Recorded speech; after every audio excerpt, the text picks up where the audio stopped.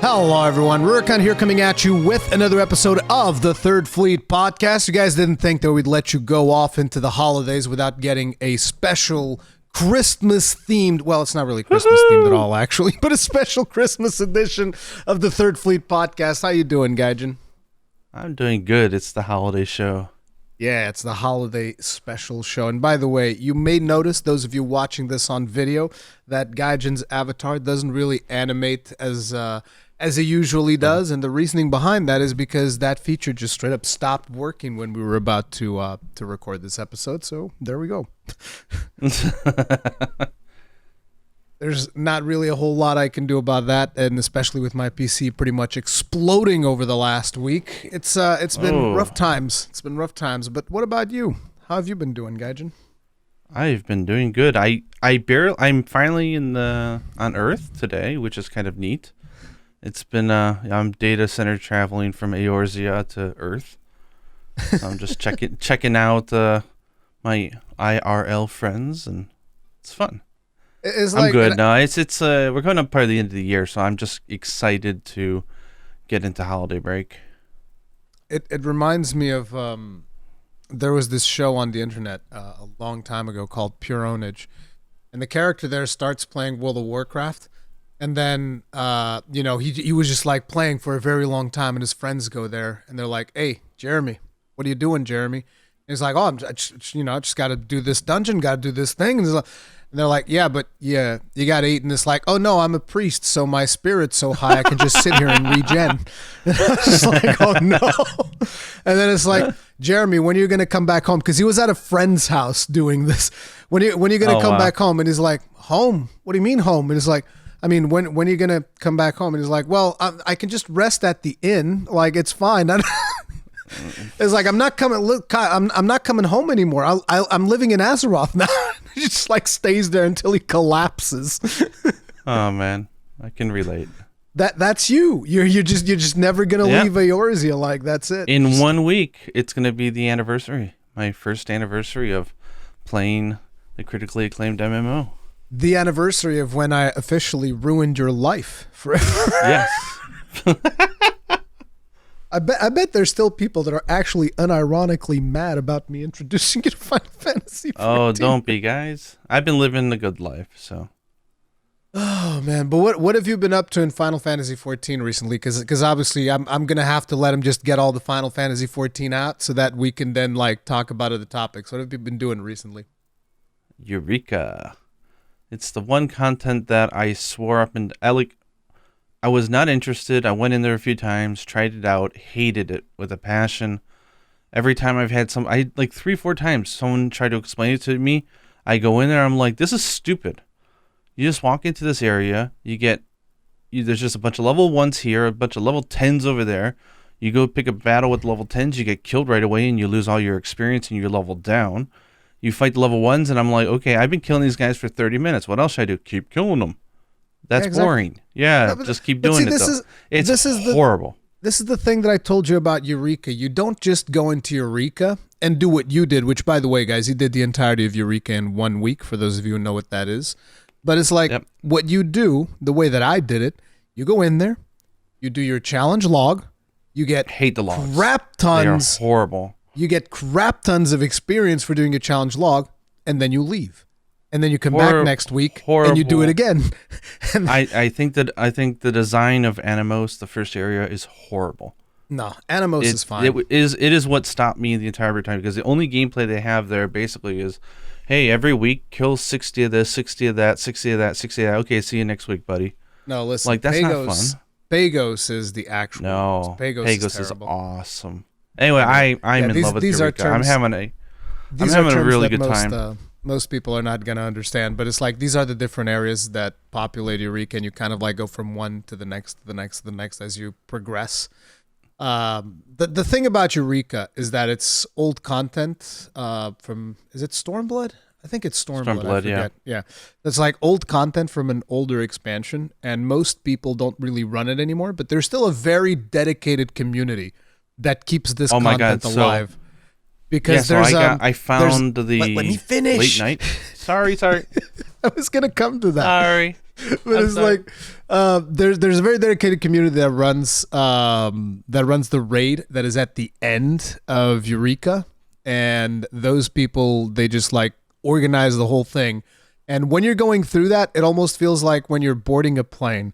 It's like there's the captain on the microphone is going, okay, everybody get ready to do this now. We're going to now open up the flaps and tanks, go ahead and pull.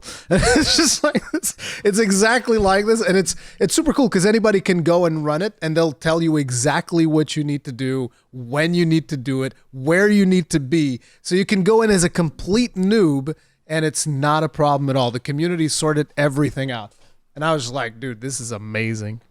Did you? So you did it with late night then? Of course, I think that's Of how course. everybody does it. I think if Yeah. you So don't that's do how that I way, did you it, and can't. that was the first impression I had was air flight, and it was like so insanely well organized and well done. I was just like blown away. It's just like they got their 8 parties of everybody. They have their passwords come out 30 minutes beforehand. Thank you everybody for checking in. Please make sure that your nickname is set to this, and then like everybody checks in and we're ready. Okay, you're gonna be this, you're gonna be that. Everyone's really chill and cool. They've probably done it hundreds and hundreds of times over the last few years, and then you get in there and they direct everything. Yeah, it was really fun, but it's kind of fun seeing a dungeon like that, which has like the permadeath and you get kicked out right away, like real high stakes, right? Yes. Like it looks really easy, but it's super high stakes. So if it wasn't organized like that, you'd probably just get your ass handed to you. But to see like 60 people all running up a corridor together and like strategically taking the rooms. Okay, trappers in front, please find our traps. The trap is on the right. Please make sure to take your treasure and exit on the left. Do not cross the door. I'm just like, oh my god, this is so good. Yeah, It was an experience. I really enjoyed it. the first time I did it was actually a little bit awkward because at one point I was in the wrong room and that they were taking out the traps or something, and I was like, Yeah. well, I'm a tank, I can just do it. So I just went in there with invul and took out the trap, and people were like, oh. It's almost like he did something unexpected. You're not supposed to do it. I was like, oh, I'm it's sorry. like you're not supposed. It's like you're gonna have to involve the elemental room. Why are you doing No, it no, now? no, It's not no, gonna be no. off cooldown.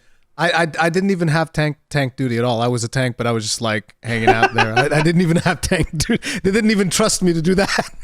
Yeah, they're like, okay. Which you But see, anyway, yeah, it's they were probably right not to, because I did that. I was just like, hey, there's a trap there. I'll just take it out. yeah. What kills me though is that they mainly do evening runs for the EU, which is like 4 a.m. for me. No, but And I have considered, like, hey, how do I wake up at 3 o'clock every morning? Because I really want to do it a lot of no, times. they do weekend morning runs. On dude. weekends, yeah. So I'm gonna do all the weekend ones for sure. But I would love to do this every day. It's that cool. Oh my god. It's really fun. Oh man. I But guess it's yeah, the I'm first, I'm like, having my big best raid. life, and It's the first big raid for you then, I guess. 'Cause, well, I like, did Baja, and I did the end of Baja, but Baja is not really. I mean, I enjoy the first one where you're coordinating the teams on the up and top and bottom, and I've done that a bunch of times. You have to yell out what percent Yeah, I you're know. at and kill it, you sink it. That was fun, but this felt even bigger scale. I don't know how you Yeah. can get much bigger than this. It was really cool. But anyway, Yeah, I'll shut that's- up about FF. I got a that's- week. I got a week left for my anniversary. I'm back to being a Mikote, which is good because we all went Lala for a while there. We had a little like a Lala felling in our free company, which was really funny. I've been Yeah. I've basically in 14, just to kind of like wrap up that topic, I've still been progging P8S, and we've beaten the first phase of P8S. Yay. And I'm just gonna say it, I hate that boss. I think it's the worst boss I've ever fought in Final Fantasy 14. It has actually made me just consider to just straight up quit raiding, because it's just really, really, I don't like it. Let's just put it like that.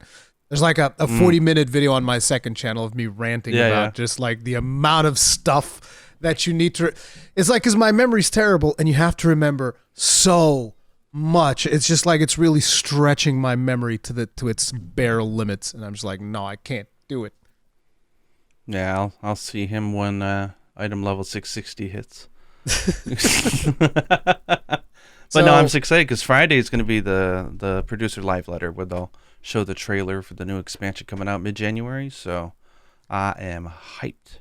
New expansion coming out, mid-Gen? I still don't like the fact that they call them. Well, they feel like expansions. They feel like mini expansions to me, right? Because they are, right? They all added new features, new everything, new story, new bosses, new weapons, all this kind of stuff. It's just they're revamping. Just sounds like we fixed something. They're revamping my class, so there's that. Yes, that's a good thing. So Paladin can suck a little less. That'll be good. Bro, you don't know the struggle. You really don't know the struggle. If you knew the struggle, you wouldn't make fun of it. Hey, I want it to be good because I went through all that trouble. In the last few weeks, we did reclears of Ultimate Weapon Ultimate, and so we've cleared it 16 times now. So I have every weapon from it. That's good. So the Paladin one looks great, so I'm excited to use it. Anyway, people are probably like, get past FF, man, come on. So here's the thing. I have to talk about another FF now. Because this is something that I've discovered this week. I was not aware of this game. It's always nice when you discover a game that you weren't aware of, and you weren't aware that you were really going to like it. And I discovered one of those games this week. I was really surprised. Yes. So here, I was talking to Fightin' Cowboy the other day, and he was telling me that he was playing Crisis Core. We didn't even talk about Crisis Core, but like the thing about him playing Crisis Core stayed in my mind. And I watched one of his videos, and I was like, I don't know if I'd like to play this. I don't know. It's kind of weird. It's like I really like Final Fantasy VII Remake though. I really liked it. I enjoyed playing it. So it was on my mind. And then eventually I went to a mall the other day, because I wanted to go there with my kids, because they made like an ice skating ring inside the mall for the holidays. Oh, nice. So I was like, I got to take my kids to the ring. So we go there, and then because my kid's been doing really well in school recently, I was like, okay, I'm buy both of you a toy. So we go in, buy them a toy, and then I was like, you know what? I glanced and I saw Demon Souls for PS5 at like €34. Now I only have the digital version that Sony sent me. And you know I'm big into physical edition, so I was like, well, this sounds like the best time to just pick this up. So I'm like, I bought myself Demon Souls just to have the physical edition, and also supports the devs because I really enjoy that game, right? And then I saw that Crisis Core had come out like 3 days ago or something from when I was at the mall, and I was like, oh man, should I do it?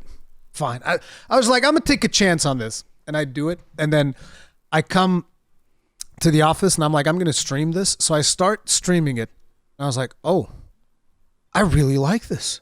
This is really good. Ooh. So the thing about it is that, have you played Crisis Core before? Way back on the PSP, I played it halfway through. Yeah, because like people were telling me that this was actually kind of like a sleeper hit on PlayStation Portable. Like it was one of the better games that was on the platform. And I was like, really? Because I had barely even heard of it. I think I was confusing Crisis Core with Dirge of Cerberus or whatever. Because I saw a video. Yeah. I saw a video once of Dirge of Cerberus, and I was like, "Oh man, this doesn't look good at all." Like, I don't think that this would be interesting. But when I started playing it, just like the fact that instead of it being a linear JRPG as it tend to be, it's more like, no, here's a mission structure. Do as many missions as you want. And I was like, oh. I like this. I like this thing. So I've just been grinding that nonstop, streaming the crap out of it. The YouTube algorithm's like, bro, I'm punishing you. And I'm like, okay. I'm just like, sure, go for it. Like, what do you want from me? Leave me alone. Hey, well, my hot take is that Crisis Core gets more points in my book because the protagonist is not a depressed emo kid, and he's actually optimistic and upbeat. So yeah, Zack over Cloud any day. Yeah, that's literally what I've been saying in my streams. I'm like, dude, Zack is a better character than Cloud in every conceivable way. Everywhere. But the best part is when I say that, because there are so many Final Fantasy VII fans, you'd expect to like get lots of pushback. But no, in my chat, people are like, no, yeah, you're like, right. Yes. That's not even a hot take. You're just right. Yeah, finally people are waking up to Zack, right? The good old squat man. Zack is friggin' awesome. I've thought that I wasn't gonna like the character as much, and I love how people during the scenes with Aerith and stuff like that, people are like, oh, cringe, and I was like, what do you mean cringe? Man's shooting his shot. Shut the hell up. It's like, listen, it's always gonna be cringe for everybody, man. It's just the way it goes. The man's taking his shot. You gotta take your shot. It's just that simple. I mean, I think what was kind of cringy I saw, but it's not has nothing to do with the game. It's well, I mean, the characters, but I think someone had uploaded some videos where I think they added voice dialogue to scripted events that were scripted for like the old. It's just a remaster, right? So it's not like a remake. So adding voice on something that wasn't timed sequence to have voice feels really awkward. Like some of the lines of delivery of some of the lines, there were some conversations I saw that were like laughably weird. But I'm like, okay, well, I mean, they're like they shouldn't have voiced it. I'm like, well, I'm sure you can turn it off if you It's don't want the voice. it doesn't like there hasn't really been anything that I'm going through the game it super bothers me. Like I've just been really enjoying it, and it's Nice. interesting to Good get to know action more or about what. good action, What do you mean good good action? gameplay. Oh yeah, it's amazing. I love the combat. It's really cool. Like basically you there's one button for attacking, then one button for dodging, and then you have a button for attack special attacks and basically materia. It's a button for materia, and you can equip like 6 different materia, and materia is everything from physical attacks to magical attacks to all of that stuff. But it's just really fun when you get summons as well, because like you get all of these weird summons. And oh yeah, and dude, I got like this special material that I had no idea what it was, and it's basically a dragoon jump. And I just spam it all the time. Like that was it. The moment I got that, I was like, oh look, I can jump off screen. Nobody can hit me. Then I come back down, slam. Boom. This is great. I'm just a dragoon now. That's it. But yeah, Crisis Core was potentially one of the biggest surprises for me this year because I was expecting it to be like a mid thing, but I'm just super hooked. I'm completely That's addicted. awesome. Yeah, because I remember playing. Like I said, I don't think I got to the very end. I may have. I don't know, but I do just vaguely remember playing it on PSP, and I don't remember the story much at all. But I remember that I enjoyed the gameplay. Like I Yeah. was like, okay, this works. Cause it kind of like reminded me of like like the Netflix spin-off series of something, and it was kind of like, really? I don't know. Because like you said, George of Cerberus and Vincent and stuff didn't really sell me on that idea, but it turned out really as a good game, which I think is, you can have a weird story as long as the game is good. Yeah, it's In the end. I've just been having a blast with that one. I wanted to bring it up, but yeah. So, are you ready to get Well, into we some? may as well. Do you want to just top off FF talk just to get out and just Is talk there about 16? is there another one? Oh, do you want to talk about 16? No, not yet, because Okay. not. I mean, actually, no, actually, we can do that. Yeah, we can do I that. just thought, why not just get FF completely out of the way, right? I can adjust. So here's what we'll do. I have a couple of topics, guys. That's why I'm like trying to, because otherwise me doing the whatchamacallit, the timestamps that you guys all love is going to be a complete pain. So I've been trying to adjust the way that I do podcasts to have the timestamps bit almost done by the time I'm done with Oh, the nice. podcast, which is Sorry good. for that. I didn't mean to. No, rock the it's boat. all good. So I guess we can just go into what games we're excited about next year, and obviously that is going to naturally just like bring in Final Fantasy 16. Like it's not even going to be a question, right? But you want to start because I told you to like note down a couple of games before we got started Yes. with the podcast. So go for it. So I have to admit I've not played a lot of different games this year. So Gee, my I wonder why. I wonder why. Yeah. I mean, I did enjoy Slime Rancher 2. I'm not through it yet, but I've been enjoying it. That's really well done.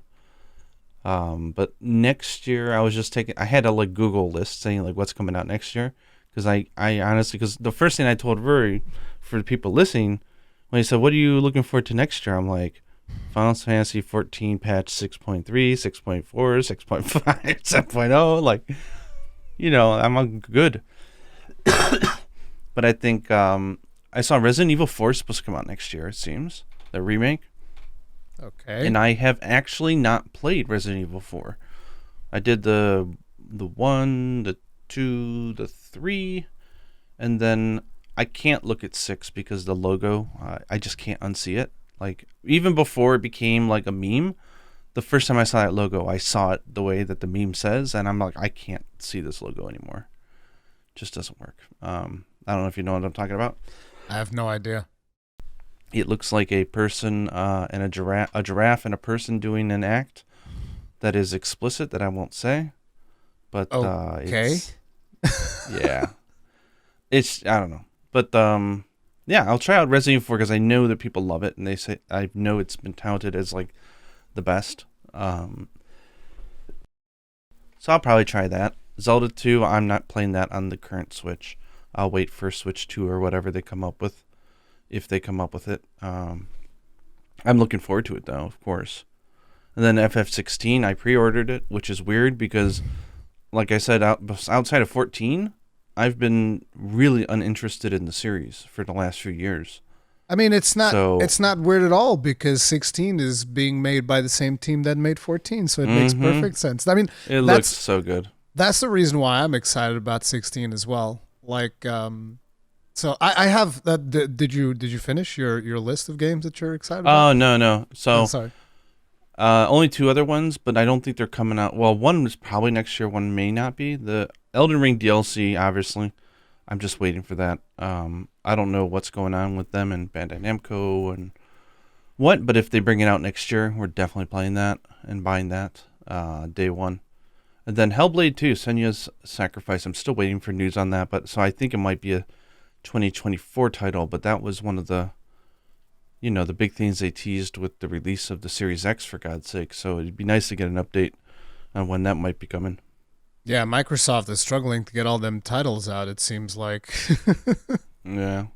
So I have a bunch of titles that I just kind of like pointed down here. I tried putting them in order, but there's a lot of dates that quite simply are not yet. So on the 20th of January, we get the Months on the Rise on PS5. I'm considering playing that because I can't play with randoms on PC without installing mods, and I don't want to install mods into the game because just like I don't want to do it. And it'd be good to jump into a fresh community, maybe even do way more multiplayer hunts than I did. So that is something that I'm going to be playing. I was considering Forspoken, but then I played it, and now I don't want to play it anymore. Yeah, I played the demo of Forspoken, and I'm like, no, I don't think I want this. I'm going to be playing Wild Hearts. I know that you don't want to play Wild Hearts, so it's whatever. After Wild Let me know Hearts, how it is. After Wild Hearts, I'll play Wo Long as well. You know what I want to see though? Wild Hearts. It would be interesting to see if what's his name, Sunhee Legend, if he takes it up because I love his gifts and I want to see more. So. Oh, you want to see the action gifs? Yeah, he makes really good ones. So we'll see. Then there's Jedi Survivor. I liked Fallen Order, so that's something to consider. Zelda Tears of the Kingdom. I'm playing that, dude. I love Breath of the Wild. I don't care that it's on the Switch. It doesn't bother me nearly as much as apparently it bothers so many people nowadays, but it's whatever. It's going to be great, yeah. This one, I'm very like, God, 6th of June, Diablo 4. I hope you can beat it. I hope you can beat it before June 22nd. Yeah, I know, right? It's like, listen, I'll tell you what, though. My priority is, like, if they give me early access to 16, Diablo 4 is getting thrown into a shelf real quick. Like, it's just, listen, 16, I'm playing 16. 16 is the one that I'm the most hyped for, like, by far. Did you pre-order it? I put in my name for, they have in Europe, it's ridiculously priced. They have, like, the collector's edition that's in limited amounts. You get like a little statuette of I think it's Ifrit or something fighting somebody or something like that, but it's like $350. And I think like in euros it's something like 400 or 500 euros, and they don't even include shipping. I'm just like, that's horrible. Listen, but that's just the reality of Europe. It's really sad, but the way that it goes down is, for instance, give an idea with Diablo 4, right? You know how they're pushing for games to be $70. Right? So the base version of Diablo 4 is $70 across all platforms in the States. But then when you come to Europe, it's $70 on PC, it's 70 euros on PC, which is a one-to-one. I don't know if the euro is stronger than the dollar right now. It was for a long while, but I think that the dollar's catching up. But either way, it's like 70 euros, one-to-one conversion on PC. But when you go to console, I call this the European console tax. It goes to 80. Why? Oh man. It's $80 for the console versions of Diablo. It is like not all consoles, because if you buy it on PS4, which I think it's got a PS4 version, it's 70. But if you buy it on PS5, it's 80. And I'm like, bro, get the hell out of here, man. What the hell are you talking about? Get the hell out of here. But anyway, yeah, Final Fantasy 16 is the one that I'm the most excited for. I mean, there's kind of like a bit of a tug of war between two games, which is Final Fantasy 16 and Armored Core 6. I'm super pumped for Armored Core. Armored Core 6 Is that the one they just showed off at the Game Awards? Yes, at the Game Awards. Yes. Whoa. Did you see that? Yeah, the trailer looked great. And Yeah. this is going to sound so stupid, but I really enjoyed the first Armored Core. And I've never really felt that magic since it, and I really want to feel that again. So We're talking high school. We're talking like back in high school days. That is very cool. Another game that I'm kind of excited for is Remnant from the Ashes 2. I enjoyed the first one, so they're making another one. That looks cool. I'm curious about Death Stranding 2 because I played the first one and I like that as well. And Kojima. Yeah, it looks like a direct sequel, right? Yeah, it looks like a straight up direct sequel, so that'll be interesting. And there's a couple of more titles in here, but those are like much smaller, and I'm not even sure if I'm going to be able to play them, so it's whatever. Not to mention one of them is just been completely removed from my radar, which was Blue Protocol, because they're like, oh, we're going to put Gacha in there, and I'm like, oh, okay. Nope. In that case, I gotcha, go, bye. Yes, I'm still a dad. Wouldn't you figure that out? That was a good one. But yeah, I think that Final Fantasy 16 is going to be like one of the best things. For people that don't know, like there's people involved in Final Fantasy 16 that have worked on Devil May Cry and Dragon's Dogma. Obviously, the team behind 14 is working on it, so I already expect. Like, listen, my expectations for the story are like through the roof. Like the story of that game, it's ridiculous. Yeah.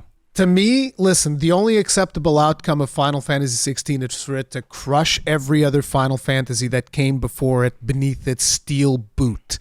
That's what Yoshi P is going to do. He's going to be like, listen, all of you that came before, let me show you how it's done. Yeah.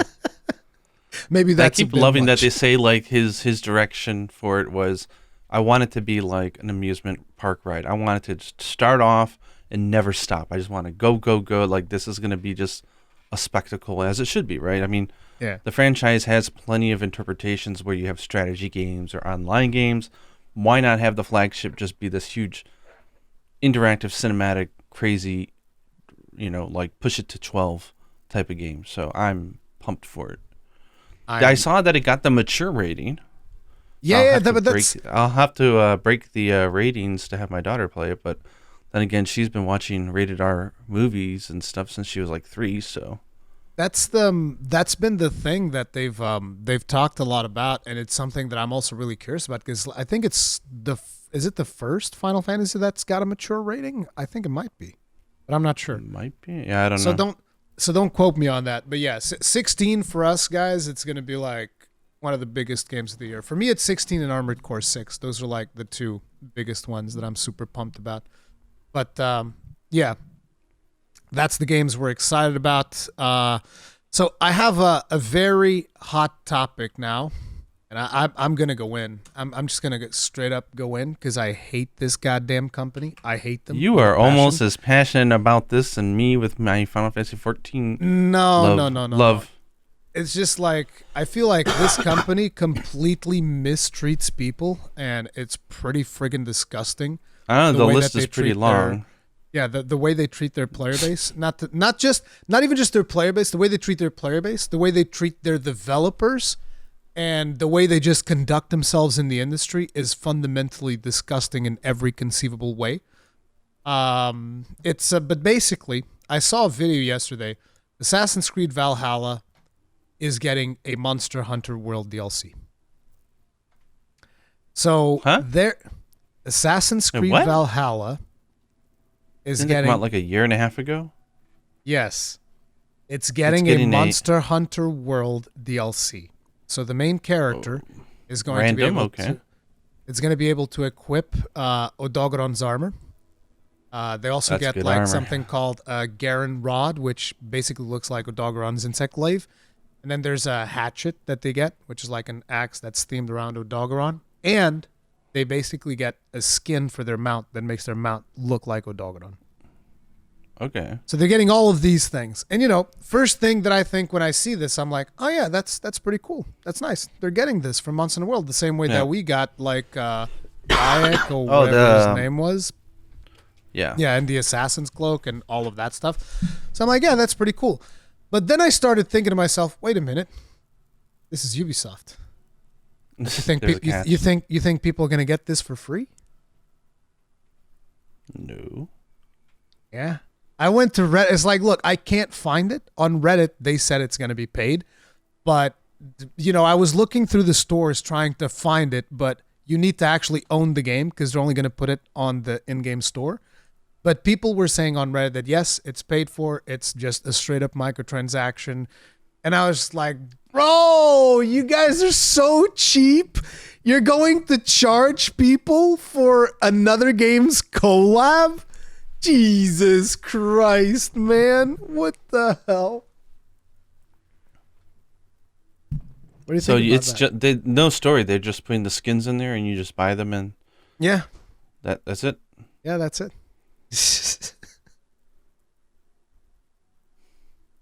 The timing is just weird to me. I mean, it sounds great, but the timing sounds like okay.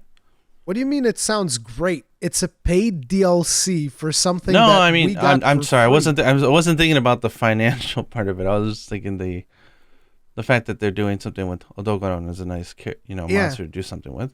It looks really good too. Like in the video that they showed, it looked amazing. I was like, oh, this thing looks really, really great. But you are right. Like on console games, when you do collaboration stuff like cross promotions, those are not usually paid things. That's not a collaboration. That's just a licensed product, a licensed skin that they're adding in the game at that point. Yeah, but Ubisoft, they're like, look, they're reaching at your wallet every chance they get. I remember in Assassin's Creed Odyssey, it was so psychologically manipulative the way that they would try to reach into your wallet to the point where they waited until like a major moment in the story, because I was actually enjoying it despite, I kind of like I went through the terrible things that they did with that game, which was really bothersome, like the fact that you had an XP booster and a coin doubler in a single-player open-world RPG.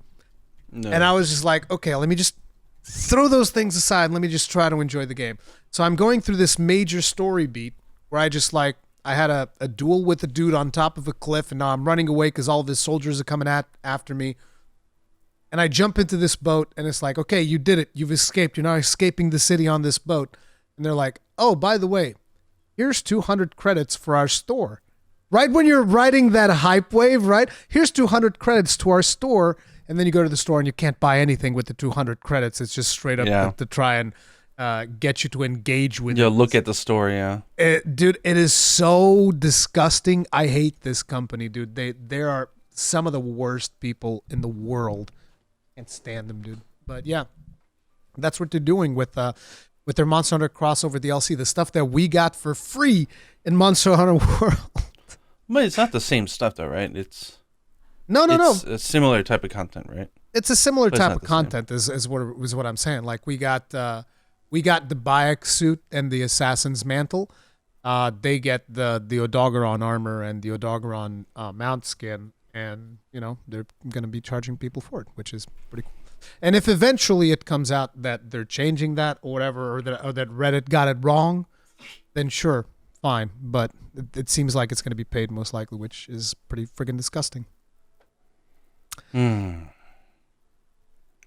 Gaijin, guess what I've achieved over the last week and change?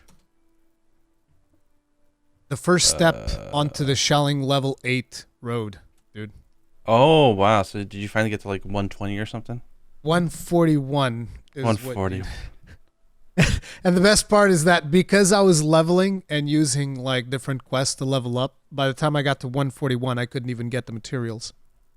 No. Because my quests were like level 129, so I had to go to 141, and then I still had to level up the quests to get to 141 so that they would actually... That does not sound fun. I'm sorry. You don't do a good job of selling the end game on Sunbreak, because I have zero interest in that type of grind. I mean, find people who love it, have fun. I mean, I didn't even do the guild quest. I did one to like level 100 back in 4U, and that was it.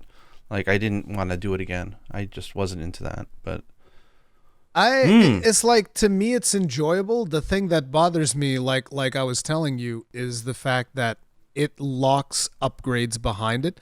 And I'm just like, I just want to do it, and I want to do my build, and I don't want to be stuck with the build that I have. You know, it's like, just give me the upgrades and then I'll go do it, not like do it and then you get the upgrades. I don't know, because like if you compare it to grinding lands, I guess it's kind of the same thing. You still had to do it and then you would get access to the upgrades, but I don't know, it just feels different somehow. But the thing is, I love it. I love the anomaly grind. Well, now that I that's what have the matters. upgrades.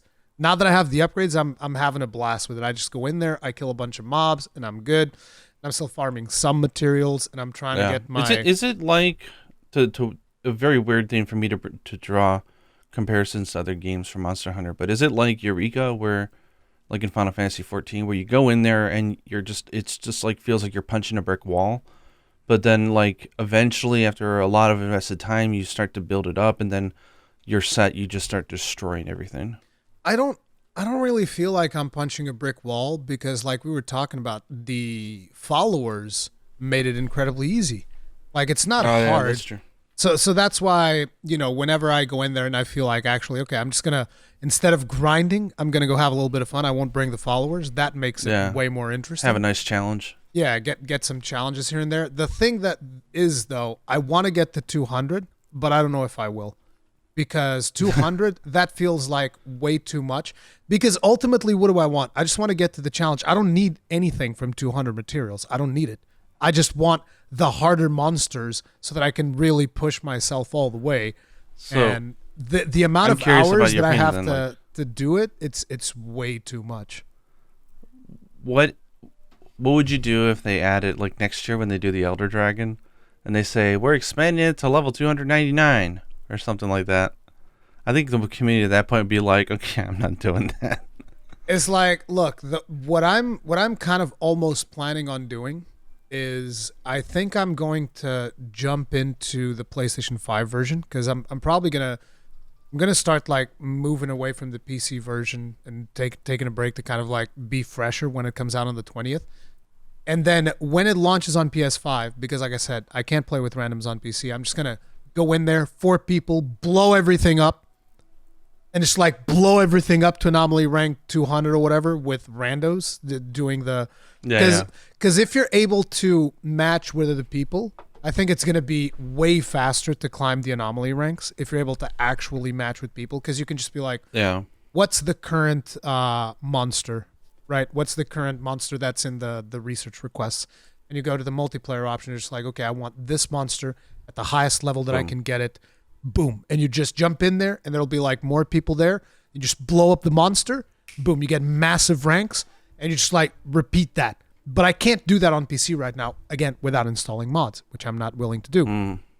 So I'll probably just do it that way on PS5. Maybe. I'm still not sure, because, they're saying that Sunbreak comes out in spring, and in June there's Final Fantasy 14 and 16, so it's like, hey, man.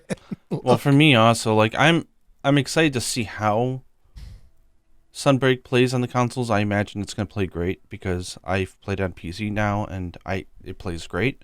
I'm really curious about the differences between the Steam and the Windows version, though. I want to see how they implement the haptics. And I actually, as a side note, because there was some follow up on Twitter and some other places about the haptic when I mentioned it, there seems to be a lot of people who think that haptic only means the adaptive triggers, like the triggers getting. But it's also, like, you know how Nintendo was trying to sell this whole 3D Rumble idea, like HD they did Rumble. it on PlayStation 5, and it's perfect. Like they nailed it. It's really well done. It's mostly that actually that I'm talking about.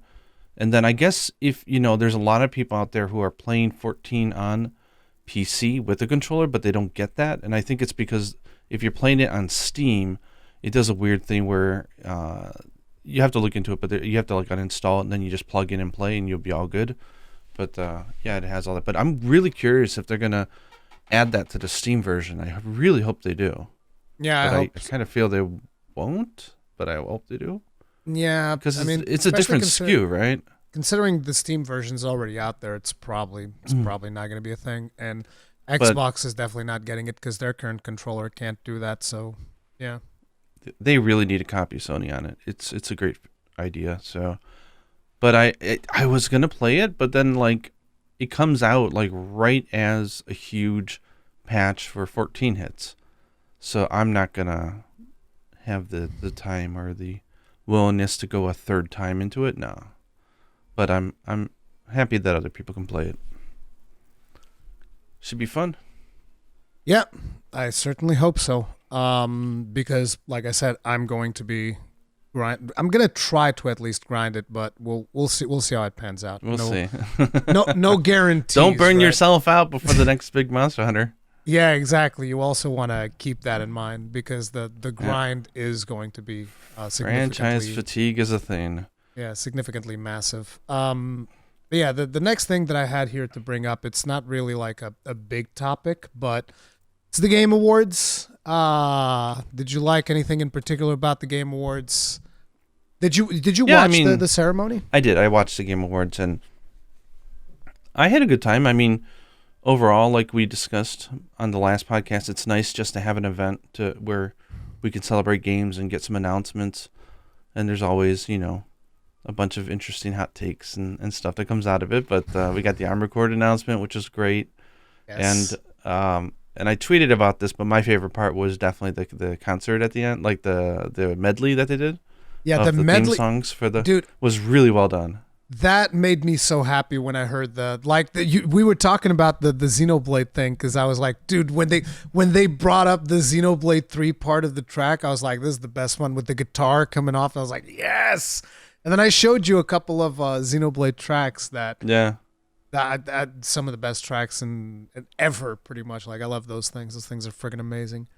But yeah, that was good. I was kind of sad that Elden Ring ended up not taking Best Narrative. I think that would have been awesome too. It got Game of the Year, so I'm happy. Yeah, it got the best, the most prestigious award. Apparently, there's a lot of people that are upset about that. Like, there's a compilation video on YouTube that I haven't watched yet because I want to like do a reaction to it. But it's basically just people getting upset and screaming at Elden Ring because God of War didn't win. And I was just like, I mean, isn't the general your idea tears is that are if anybody, delicious. I think I don't know if this would apply to like Best Community because FF is just so good, but I haven't played the other games, so I don't know. But I think the idea that people have to remember is that if you're getting nominated for the best of something, you're pretty much it's a throw up in the air, right? It depends on what the judges liked that day and who they're massaging. I mean, it means that you had a damn good game. So if you're on the list, I would be happy about it. Yeah, there's some. It still won a bunch of awards, so that made me super happy. I even had like a piece of paper, like I did a video afterwards. I was like, I want them to make so much money with this game because, unfortunately, the industry is going more and more towards microtransactions, and Elden Ring has none of that, like actually zero, and it's still being supported. Like they put out the PvP thing not that long ago, so yeah, I was super excited over that. But yeah, in terms of topics, guys, this is kind of like what I had for us to discuss. There's not really a whole lot going on in Monster Hunter World, so I said that I World? was going to in the world Oh, of Monster Hunter. Okay. Sorry. Yeah, you make a good point, though. You make a good point.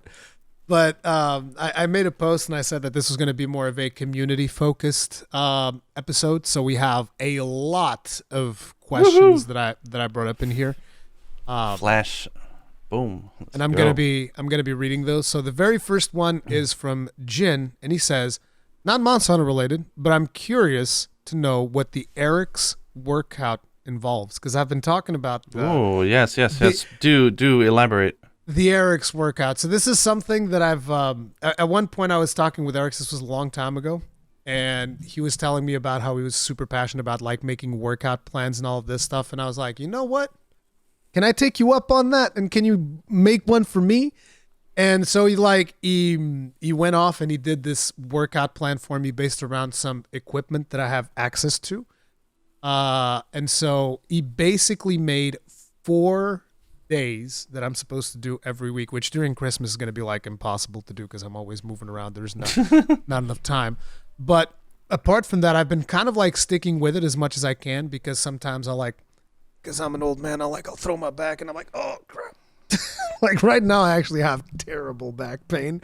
But he put together a plan, and for people that are curious, I'll just tell you like the name of the exercises real quick. And yeah, it's like we have upper A, which is chest press and row wide grip. It's a superset, so you do 10 chest press, 10 row wide grip, and then you take a break, and then you do the same thing again 3 times. And it's the same thing for every exercise. So then it's like shoulder press and dumbbell lateral raise, and it's arm curl and arm extension, and then it's a lying leg raise to finish it off. This is like upper A. Then we have lower A, which is front rack DB dumbbell squat, lying hamstring curl with dumbbells, then leg extension and hip extension, then calf raise and single hip abduction, and then an ab crunch to finish it off. This is lower. Then another upper one is, again, chest press, row wide grip. Then lateral pull down and arm adduction. Then arm curl standing and arm extension standing. And then a lying leg raise. And then the final one, lower B, which is like, I think this might be the hardest one for me. It's dumbbell RDL, which is Romanian deadlift, and a leg extension. Then front rack dumbbell squat and hip extension. Then a calf raise, single hip abduction, and an ab crunch. And I've been doing this. And what? What's so funny? Okay, I want you to read that last sequence of like 3 or 4, but I want you to do it from the perspective of, for my brain, I don't know why it went there, but imagine you were talking about different cosmetic surgery that you were doing. And say the last few. The last few was dumbbell Romanian deadlift. No. Like the last 3 or 4. It's front rack dumbbell squat. No, okay, I see it. Hip extension, calf raise, and single hip abduction, and then an ab. I don't know why when you said it, I was just thinking, I'm gonna get a calf raise, gonna get a hip reduction. I'm doing all that, but like through vicious hard work is how I'm gonna do that. Yes. But yeah, that's how long is the average workout that you do? So it depends, because like the upper ones are faster, lower ones take a little bit longer because there's also more setup involved. But so like the upper ones, because usually I'll do 15 minutes of treadmill before I get started to kind of like warm up. But usually the uppers can be like between 30 and 40 minutes, and lowers will be like an hour, give or take, because of the 15 minutes that I have to put in ahead. So yeah. Nice. Okay. But yeah, that's what the Eric's workout entails. Then we have one from David Torres, and this one's really more for you than for me. If Final Fantasy it's 14 definitely not about exercise then. No. If Final Fantasy 14 did another collab with Monster Hunter, which monster would you like to see and why? Oh, good God. Yes.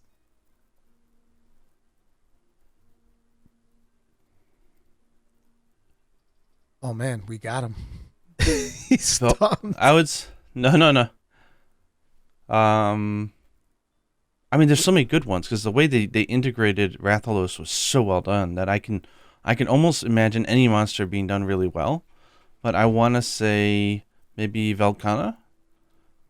What do you mean Velkhana? Velkhana's. Oh, you mean Velkhana. I was thinking from Final Fantasy 14 to Monster Hunter. You were thinking from Monster Hunter Final Fantasy 14. Oh God! Wow, my brain's in reverse. I'm sorry. No, and it might be me that's in reverse. Now that I read the question, because it makes sense. If 14 did a collab with Monster Hunter, yes, you're right. Velkhana. Crap, I was thinking the other way around. Yeah. I'm thinking Velkhana has really gorgeously designed weapons and stuff that they could try to find a way to add. That would be cool. She also has AoEs and debuffs and stuff like that. Like I think she'd be really good, and the theme song is jammin'. It's Yeah, like, I could listen, see that. when it comes to that, I'm super basic. I'm just gonna say my favorite monster. I want seething basel goose. I want big explosions. That's it. Not to mention his weapons are gonna look really badass too. So yes, seething basel goose straight up. What if we did it in reverse though? What if we did it Reverse. from a Monster Hunter collab with 14, like the same way You that see, we got I really want to go back and do Behemoth and Extremoth with the mentality of I know how they want me to play it and play it like a FF fight. And Oh, see because if you it didn't actually like works. it? You didn't like it the first time around? No, I didn't like it at all Dude, I loved it. because I I didn't love- understand it. Right, like Yeah. you know, you're fighting for the tank, and then whoever gets tank because everybody can be a tank in Monster Hunter. So Yeah. at that point, you're supposed to go to the edge of the arena to pull out the tornadoes so that it doesn't get in there. I didn't know any of that. I've never See, that- played an MMO before. That's the fun part because that was actually one of the things when we were doing Extremoth. That was one of the first things that I did in my groups. Like if you go back and watch, Does it the work really VODs, well? No, what I did was like I just told people, listen, if you get the tornado, you got to go to the edge of the arena because like my MMO brain instantly kicked in. And I'm like, we can't have these tornadoes in the middle of the arena. This is going to be way too deadly. Yeah. You guys need to move out, which is something that is completely foreign to like, Yeah. to Monster Hunter to actually have to move away from like a main mechanic. But yeah, I was instantly like, no, we gotta. This can't. Well, it's happen. also like you said, it's hilarious watching players of Final Fantasy get their asses handed to them by Rathalos because it's a really, really piss easy fight. It is. The thing is that it's not scripted. So like if you are far away, he may do a tail swing, or he may charge at you, or he may do a fireball. Like you just react, and we know from his tells what he's about to do. So it's very easy. But it was, outside it was some, hilarious. he gets some plessioth hitboxes, but it's yeah, his fine, but, hitbox is pretty beast. but it's really easy. So I'm kind of curious, like, is it the other way around? Like, if you go and you do Extremoth with an MMO Yes. mentality, is it actually pretty like not bad at Yeah, all? because that's the way that I did it. It was actually kind of like one thing was kind of rough for me, and that was to basically have to tell Kegrin to look, you can't play aerial glaive, you can't do it because if you play aerial glaive, you can't see when the tornado is coming because you're in the air and the tornado is in the ground. And I was like, no, you can't do it because he would drop tornadoes in the middle of the arena, and I was like, no, bro, you gotta Yeah, because sort I'm it out. thinking back, like, all my complaints about that fight in retrospect were because I didn't understand the mechanic. Like, I hated the tornadoes. I hated the fact that everything didn't do any damage and you couldn't control. Like, it's just my lack of understanding. So, yeah, I'd be interested to see. God, you know what's really funny, actually, when I finally got to face Behemoth in Final Fantasy, I'm like, man, the Monster Hunter World had the harder version. This thing's Oh piss yeah, easy. 100%. But it was really funny when I was in Final Fantasy because like I started doing Rathalos runs before I got the Shadowbringers because I was like, no, listen. When we go to Shadowbringers, we will have Rathalos, guys. This is how it works. And it was really funny because I had some people in there that were like Monster Hunter veterans and nobody wanted to do the Great Hunt. And when we'd go there, they'd just like keep dying. I'm like, what do you mean? We have mega potions. We just like, we have 10 mega potions. We one tap full heal. Like, this is super easy. And they're like, oh, we can't heal in the second phase. It's like, you don't need to. We got 10 mega potions. It's fine. It was so much to fun. avoid I loved it. spoilers, so I won't name like a boss, but if we're just talking like basic like enemies, I actually think oh no, I can't say that. I don't want to say anything that might be a spoiler, so Personally, I mean, I wouldn't mind like doing an army of Tonberries. That would be funny. I or like, want you know- Ifrit. Ifrit would be cool. Yeah, because he has some really short tails, boom, fly across the arena, You can kill everything. The bus is going. Get out of my way. It's like you can tell that I'm very much one track mind. It's like, what monster would you like to see from Monster Hunter come to Final Fantasy 14? Seething Basil Goose, explosions. Actually, Titan from Ubu would be really fun, because like putting people I don't in know jails what and having to Ubu's- knock them. Oh, he's. I don't know. what Just Ubu's imagine the type most is. extreme version of Titan, where he I puts think that- people in rock jails and kills them, and you got to free them in time. And I think the problem with stomps Titan and is that pushbacks. it's too humanoid for Monster Hunter. Maybe. Well, I guess we Yeah. have his face, big snowman. Crap, I forget his name. Gosrag. which Oh, is actually, kind you of know like what? I take it back. humanoid as well.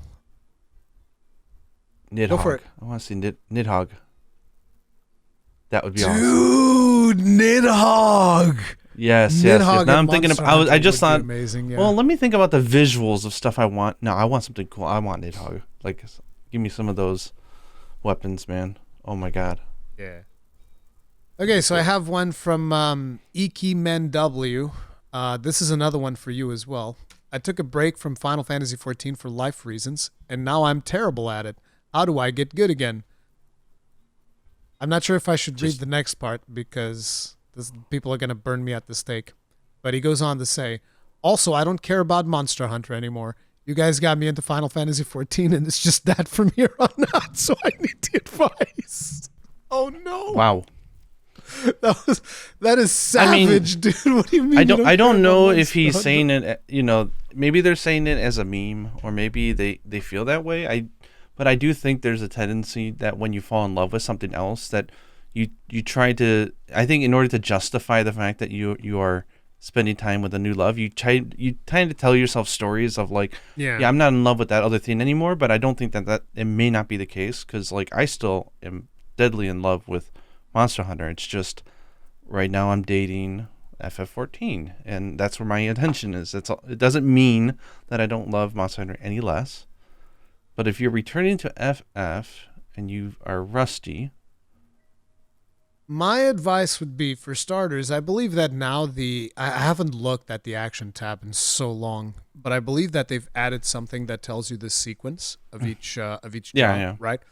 So pay attention to that, because that tells you like your basic 1, 2, 3s. Start practicing those at least. Just know your 1, 2, 3s, and then you should watch Joe Cat's crap DPS guide or whatever, because even though it's a meme video and all of that, like it is good, yeah. It's there's actually some good tips in there, and it's super short.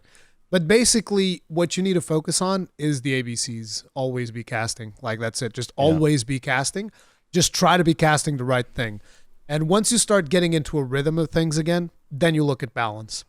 Yeah, to be honest, I almost want to say just play the game, just play the regular dungeons and duties, because like I would imagine that if you played the MMO, that you probably put in a lot of hours, which probably means that you've got muscle memory still locked away somewhere in the brain of yours. Yeah, like riding a bicycle. So I think if after you just do, I don't know, just take like the 80s to 90s and just do the dungeons, I think you'll be fine before you know it. I don't think these are things that you forget. The mentality of how to approach the game doesn't change. It's just practice. Okay. Zachary Feldman says, I want you guys to talk about normal life stuff. Like one episode you talked about quick meals, raising kids. Love to hear some about Ruri as a dad. Favorite parts about living in Portugal and Japan, as I'm sure most of us don't live in any of those places. And favorite video games as little kids. Jesus Christ, this is a big question. And that almost sounds like a really good request for an episode, like focusing more on like non-gaming stuff and just us. I guess I don't know if that would be interesting, but maybe, I don't know. So just like question. Yeah, it's a lot for one question. So really quick, what's like the most recent meal you've had that you've enjoyed? You can't even remember what you had? No. I'm weird that if you told me that there was a pill that I only have to drink the pill in the morning and I don't have to eat for the rest of the day, and that's it, like done, and I won't feel hunger and I'll have all my nutrition, I would do it. I don't necessarily. I mean, I do enjoy some food, but I could live without it. Eating's like, never been a big thing for me.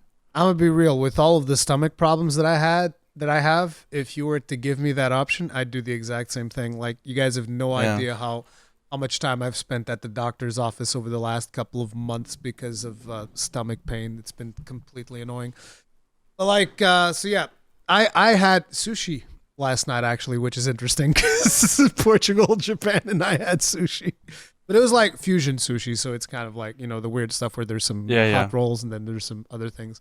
But yeah, sushi is one of my favorite things. But in terms of meals, like I'll tell you what, because I think one of the interesting things is, considering that this is holiday themed, you can tell us what you and Yuna usually do for Christmas dinner, because I think it's going to blow a lot of people's minds, if I remember correctly. Are you talking about Japan or are you talking about us? 'Cause You us, and Yuna, yes. What do we do? God damn it! You told me one of these years that you guys always have like KFC at the end of the year or something. No, that's Japan. When I said So that's not even just you and Yuna. That's the entirety of Japan. You all just have KFC. That's not us. We don't do it because if you didn't put in your pre-orders in October, you're not getting KFC on Christmas. See, that is interesting. You need to pre-order KFC in October to have it for Christmas. I mean, Japan has an obsession with chicken on Christmas. We don't. Me and Yuna, we can care less what we eat for that day. But KFC is the big popular one. So, yeah, they do pre-orders and everything, and it gets really crowded and tough. Like, I feel bad for anybody working at KFC on the holidays here. Oh, my gosh. So, in Portugal, the tradition for Christmas dinner is actually steamed codfish. But most of us in my family, we don't like steamed codfish. So instead, we have like, I don't know what the name of it is in English, but it's the one that you put in the oven instead of steaming it. I don't think it's called roasted, but you know, it's different. It's got a better texture. It's fried. And no, it's not fried. What do you mean fried? That'd be in a frying pan. No, but yeah, we just have that, and sometimes my mom will do it with like cream instead. So it's like codfish with cream, which is also very, very good because my mom's like the best cook. But that's usually I'll tell you one thing. Oh, go on. Sorry. That's usually like the traditional Portuguese meal Codfish. that you'll have. It's like it's always codfish because codfish is a massive thing in Portuguese culture. What is the name of codfish? I don't know. Okay, here's a funny fact. I'm like the pickiest eater in the world, so I hate food and eating. So I don't have any allergies, but because I hate food, and so many different flavors and textures and stuff, I don't know the names of almost anything in English because I never got exposed to it. So fish names, the only reason I know some of them is because I had to translate it for someone who was visiting from America, and I didn't know it, and I had to look it up. I'm just going to figure out what. Oh, codfish, yes. Oh, God, come on, give me deep battered and fried codfish. That's fish and chips. Oh God, no, dude. God, that's the fish they use for fish and chips. It's so good. No, dude, you don't deep fry codfish. What is it, dude? Just the other day, I was having a conversation with someone. I forget who it was, but they just kept saying, "Oh yeah, we deep fry that." And so it's like everything. It's like, oh, what do you mean? It's like, oh, deep fried Oreos, deep fried ice cream, deep. I'm just like, dude, don't deep fry it. It's like a coronary waiting to happen. No wonder there's so many heart disease on the world. You're deep frying everything. Stop. Like, look, I love deep fried stuff as well, but Jesus Christ, there's a limit, man. Oh, I man. guess Yeah. so. The For video. those of you who are curious, it's tara in Japanese. So tara Tara? is Okay. tara. I believe- tara. I believe that the video games question comes around a little bit later, so I'm not going to answer that one just yet. So this I was next gonna say person, I made a killer dinner last night, though. Or not last night, the night before. see, this is what I was asking you. I know. I'm sorry. I just remembered it. So there's two main dinners that I make that I think are pretty good. I won't get into both of them, but I'll give you one of them, which is you know how the like Heinz has those cans of like beef stew or gratin or whatever you pronounce it in English. I don't know the English word. I have no idea. It's spelled like gratin, whatever. But it's anyway. It's like a mushroom Is it with cream. Is it with cheese? I think I know what it is. I You think put that's cheese a on top French of it, word. yeah. Yeah. I think that's a French word. Gratin. Okay, Yeah. so they have that base. So I hate onions, but this works in this dish. So you dice up the onions really fine. You cry a little bit because it hurts. You put butter in a frying pan and you cook the onions until they're brown and not nasty. And then you put in, while I'm doing that, you have your like small shrimp. And you pull out, the intestines and the little blue lines in the back, and that's a pain in the ass. But if you don't do it, it doesn't taste as good. So Yes, you it take out does. all the crap. Like, listen, when I eat shrimp, I eat the blue lines. I eat everything. I even suck on the head. No, you are a savage. No, listen, Portuguese people, when we're eating like shrimp or any kind of like, we just rip off the head. We'll like bite on it, get the juices out of there. Then we'll like throw that and then just peel it. Boom, straight up. Some people don't even peel it. They'll eat it straight as is. Boom. Especially if it's like small shrimp, they'll just take away the tail, the head, goes in with the hard bits and everything. They don't care.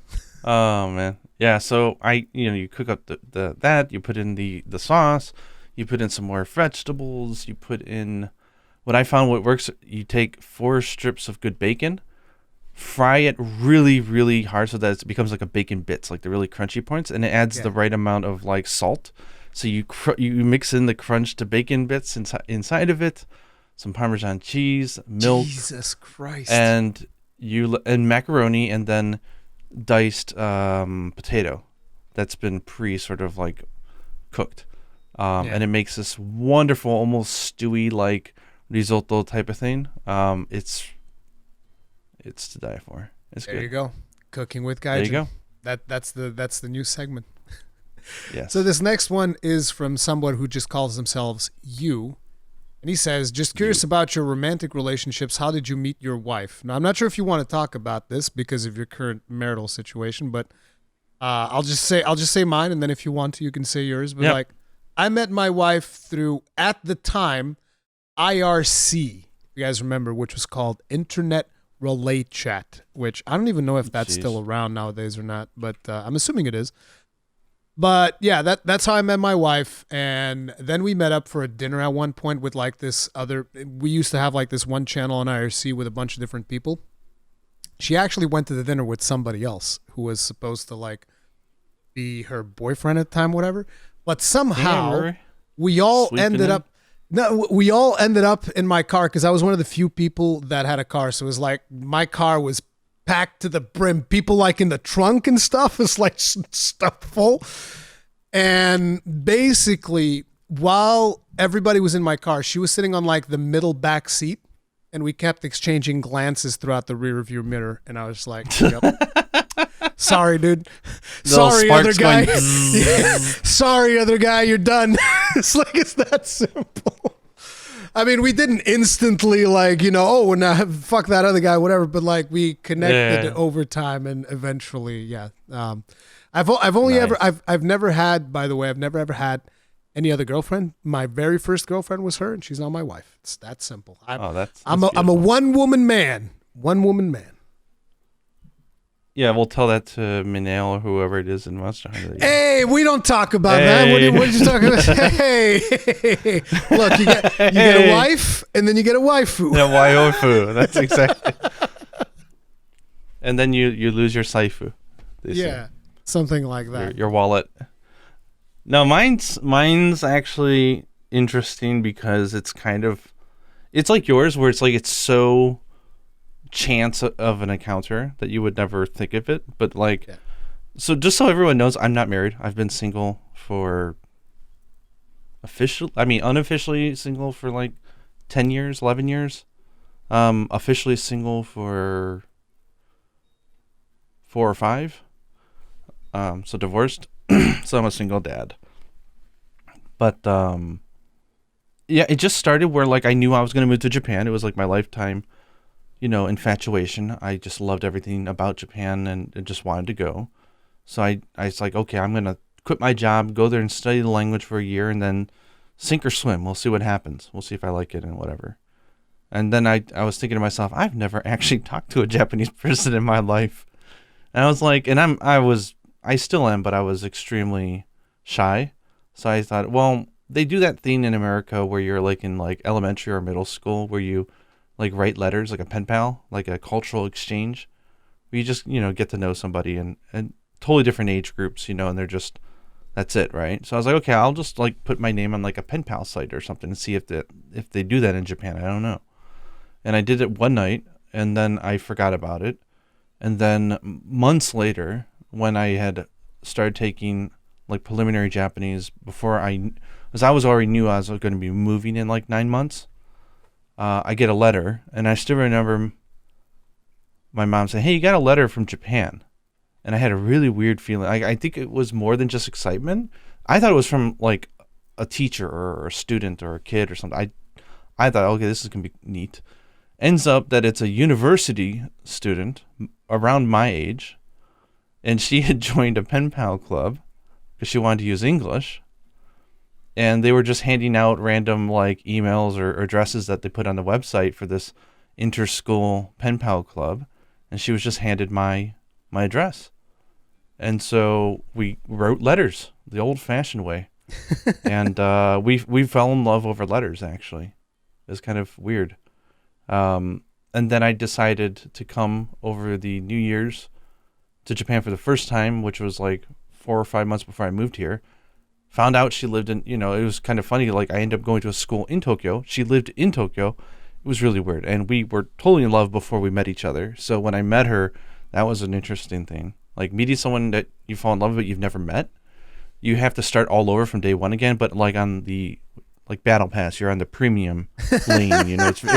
It's very fast, right? It's like you get some reputation bonus for the rep grind. Yeah, like you're not going in and like hugging or kissing or anything like that. Like you gotta, hey, like I've got some built up rested exp. We're gonna hit it off, and it was great. And I was just like, wow, this is the stars are aligning, right? And then moved to Japan. 10 months later, we eloped. She had a bad relationship with her parents. We ended up eloping, getting married, and from literally zero money in the bank account, built a life together and had a daughter. And yeah, things, unfortunately, life happened, and we divorced. But I got custody of my daughter. I still talk to her. I mean, we're on good terms, which is you should be, even if you stuff should has happened. Yeah. Especially when there's a child involved, I think is particularly important. Yeah. But yeah, that's. But life is good. Yeah. Just it's a chance encounter. You never know what's going to happen if you don't reach out and do it's funny something that new, right? In both of our cases, it was very much just like chance encounters. It's interesting. If you go. If I didn't log in that one night, boom, done. Okay, Crazy. So the next one's from Faisal Mia, and he says, for the next Monster Hunter, would you rather one similar to Rise in terms of lots of familiar monsters, not many new ones, which I kind of think is weird because I think there were plenty of new ones in Rise. But the question remains is like, do you want lots of familiar monsters and not many new ones, or something more like Tri, which I'm not sure if this is how it would work because Tri was the first one that I played, but not as many monsters overall, but mostly new monsters. The latter. Mostly new monsters. So less monsters, but new monsters. I mean, we've seen monsters in the old games. We've seen them in the more integrated environment with World and Iceborne. We've seen them now in fast-paced action games. Like, I get it. We know the interpretations of the monsters and we love them, but I think we need new monsters to invigorate the series. I think we need more than just like 5 or 6. I'd rather have like, give us 30, 35 really, like cool, like give us 30 monsters that are new, give us fun ways to fight them, and then introduce a few more after the game releases. I'll be Gucci. Like, yeah, I agree, but I think it's interesting because I kind of feel like probably most people in the community would say, okay, I'll take less monsters, but more new monsters. But then when they get that, they'll be like, oh, but what about this monster? Where's my Zinogre, man? Yeah, exactly. Because that's one of the things that I notice a lot. And I'm not saying that this is a bad thing, guys. I'm not criticizing anyone. I'm just saying that what seems to always happen is people want their favorites to always return. And this is even me. Like, I'm like, hey, where's my Seething Basil Goose, man? Like, what the hell? Where's Basil? Like, if there's a game without Basil Goose, I'm like, hey, where's my Blasty boy? What are you doing? So I get it, but I do think that better for the franchise would be to just have a bunch of new monsters versus, going back to something like Gen U, where it's just like, hey, everybody's here, but in reality we're missing quite a few, right? Not missing quite a few, we're missing the innovation aspect almost of it. Yeah. But I think more important than just the monsters, though, Like, and I don't know if you share this sentiment with me, but the next big Monster Hunter game, in my eyes, it would be a catastrophe if they don't add a new weapon or two. I think they need to. Absolutely need to. I just I've wrestled with the idea, and I just think that, I'm sorry, we've seen so many versions of the current weapons, and they're great and all, but I mean, Final Fantasy is doing it, and it's got me thinking about Monster Hunter, like, always making sure to introduce a new job to invigorate people. Like, yes, you're going to fight new stuff and familiar stuff, but you as the player, what you want is armor and gear and stuff like that. So the most crucial point of that is a weapon type, right? And if you can't introduce a new weapon type, I mean, how different can it feel? Okay, so it's a good thing that you bring this up, because I'm sure that there were some questions that brought this up, which that way I'm probably not going to read those questions if they come up. But like, yeah, people were asking about new weapon and stuff. So I think that the biggest problem with introducing a new weapon, right, is that if you are talking about weapons on the level of complexity that you have in Rise Sunbreak, it is very prohibitive to just straight up add a new weapon with that amount of complexity. So I feel like in order for them to add a new weapon, they will probably need to make the other weapons simpler than what they are in Sunbreak. Oh yeah. I'm not even thinking Sunbreak. I'm thinking Monster Hunter Iceborne. Yeah, exactly. Because like that's the way that I'm looking at it. Because there's just so much, I can't even begin to imagine the development time that went into all of the different things that these weapons do. And it's already grossly unbalanced, which can sometimes be very frustrating if you happen to be playing one of the weapons that's on the lower end of the stick. As someone who does that, I can attest to this. But I'm saying they've done so much, though. Like, I think they would struggle to make the lance feel like totally fresh and new. Like, I mean, I just don't see it. We've had so many versions of these weapons. It's like, look, I'm definitely down for like one or two new weapon types in Monster Hunter 6. Are they going to do it? I don't know. I think do I feel like really bad. Do I feel like I need it? I'm like, I'm kind of like neutral, because you already have 14 weapon types. Not sure that we need it's not a lot. One. What do you mean? I don't know about you. Like, I don't know about you, but like when I'm going into a hunt and I'm always changing out what I'm using, I constantly find I'm like, I'm like the indecisive, like the meme, like significant other who's like, what do you want it for dinner? I don't know. Like, it's like, what do I want to go as? Well, I've been playing that a lot recently. Do I want to do Sword and Shield? Yeah, but that's a little easy because I'm used to it, and don't want to do that. If anything, just doesn't feel like there's a lot of selection. I'll tell you what I don't want to happen is I don't want them to introduce a bunch of systems that I feel kind of lock me into one weapon, which is what Sunbreak has done. I don't want them to do that again, because I know that a lot of people say stuff like, "Oh, you just do a little bit of curio and then you swap to a different weapon." It's like I can't do it. Yeah, because like it's my armor is not perfect. And until my armor is perfect, I can't swap to another weapon. Like, I understand that for a lot of people, it's super easy to do this, and they'll just be like, oh, whatever, this is the armor set for this weapon, and it's whatever. For me, it's like, no, the armor set needs to be complete, and once the armor set is complete, then I can move on and do something different. And they've basically made it so that the armor set is never complete. Unless you put in a mod or something to like get the perfect sets that you want, and that because I'm an prevents me from playing another weapon. Yeah, like I'm an addict, so I'll keep coming back to it. But we've discussed FF14 has the same issue, where they have tons of jobs and weapons, but the problem is the way they do the limited grind on some of the, like, to get the latest of the latest, the best of the best. Once you commit to one weapon, that's it. Like, you're not gonna have enough chances to do that to several ones, or decide mid tier, like, oh, I'm gonna go switch to this weapon. It doesn't work like that. It's just not user friendly in that regard. I wish there was a way that you could just exchange something and like of equivalent value, like that would be nice. But yeah, I agree with you on that. But it's been 9 years since they added a new weapon to Monster Hunter.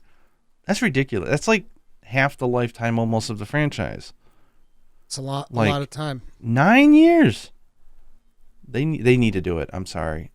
At this point, it's beyond blue balls for me, because they were talking about adding a new weapon in Monster Hunter 3G. They decided not to because they dropped the ball on Monster Hunter Tri, where they removed weapons and they realized they'll never do that again. Yep.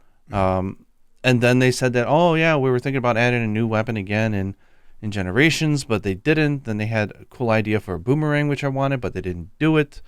And it's just like every time they come up with an excuse, it's like, guys, just I don't care what you have to do, make it happen. I think it needs to happen because that will. I just remember like in Japan the excitement around Monster Hunter 4 when they were announcing 2 new weapons and just everyone talking about them, and you got a whole new, like, it's like introducing a new race into the game, right? It's like so many people excited, like it's invigorates the community, and they need it. What about if they bring Prowler? Would that be enough for you? If they bring Prowler back? Because that's kind of like a returning weapon almost. No, wouldn't be enough for me. Prowler is not even enough. So I it want would have Prowler, to be but like it's not enough. Prowler and I want a something proper- else. Yeah, I want Prowler back for sure, but I want, we need 2 new hunter weapons. Okay. Well, One or 2. One is kind of, but we definitely need them. There you go. Here's what you got to do, Capcom. Get in touch with me. Have your people call my people, and I'll tell you guys all about everything you need to know about the magnetic hammer, and we'll get it done. It's that simple. We'll get it done. It's not a problem. Figure it out. And by the way, do it fast because Disney stole that idea. Did you know this? No, Actually, Disney, Marvel. I don't know, but in the Marvel movies, they stole my idea. The magnetic hammer idea, because like how Thor's girlfriend, she becomes Thor, kind of whatever.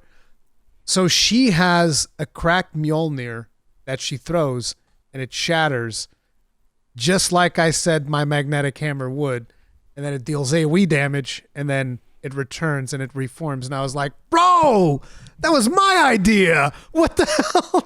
They've been watching where my are your videos. royalties? Yeah, where's my royalties? They've been watching my videos and they stole my idea. I'm considering legal action, man, against Marvel, because that would be reasonable. I think Capcom's maybe not problem because it's been really fun, but their thing is that they come up with these really cool ideas, and instead of finding a new weapon to encapsulate them, they say, let's just add them to the existing weapon, and they just keep adding and adding and adding, and you got all these hunter skills and arts, and I love it, but I think they're making it almost impossible for them to add a new weapon if they keep doing that.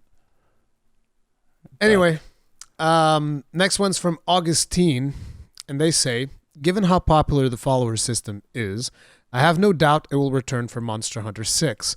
That said, do you believe we'll be able to make our own follower like Palicos or Palamutes, or have something similar to Sunbreak? Dragon's Dogma does it, but I don't foresee a restriction that only one game can do the pawns.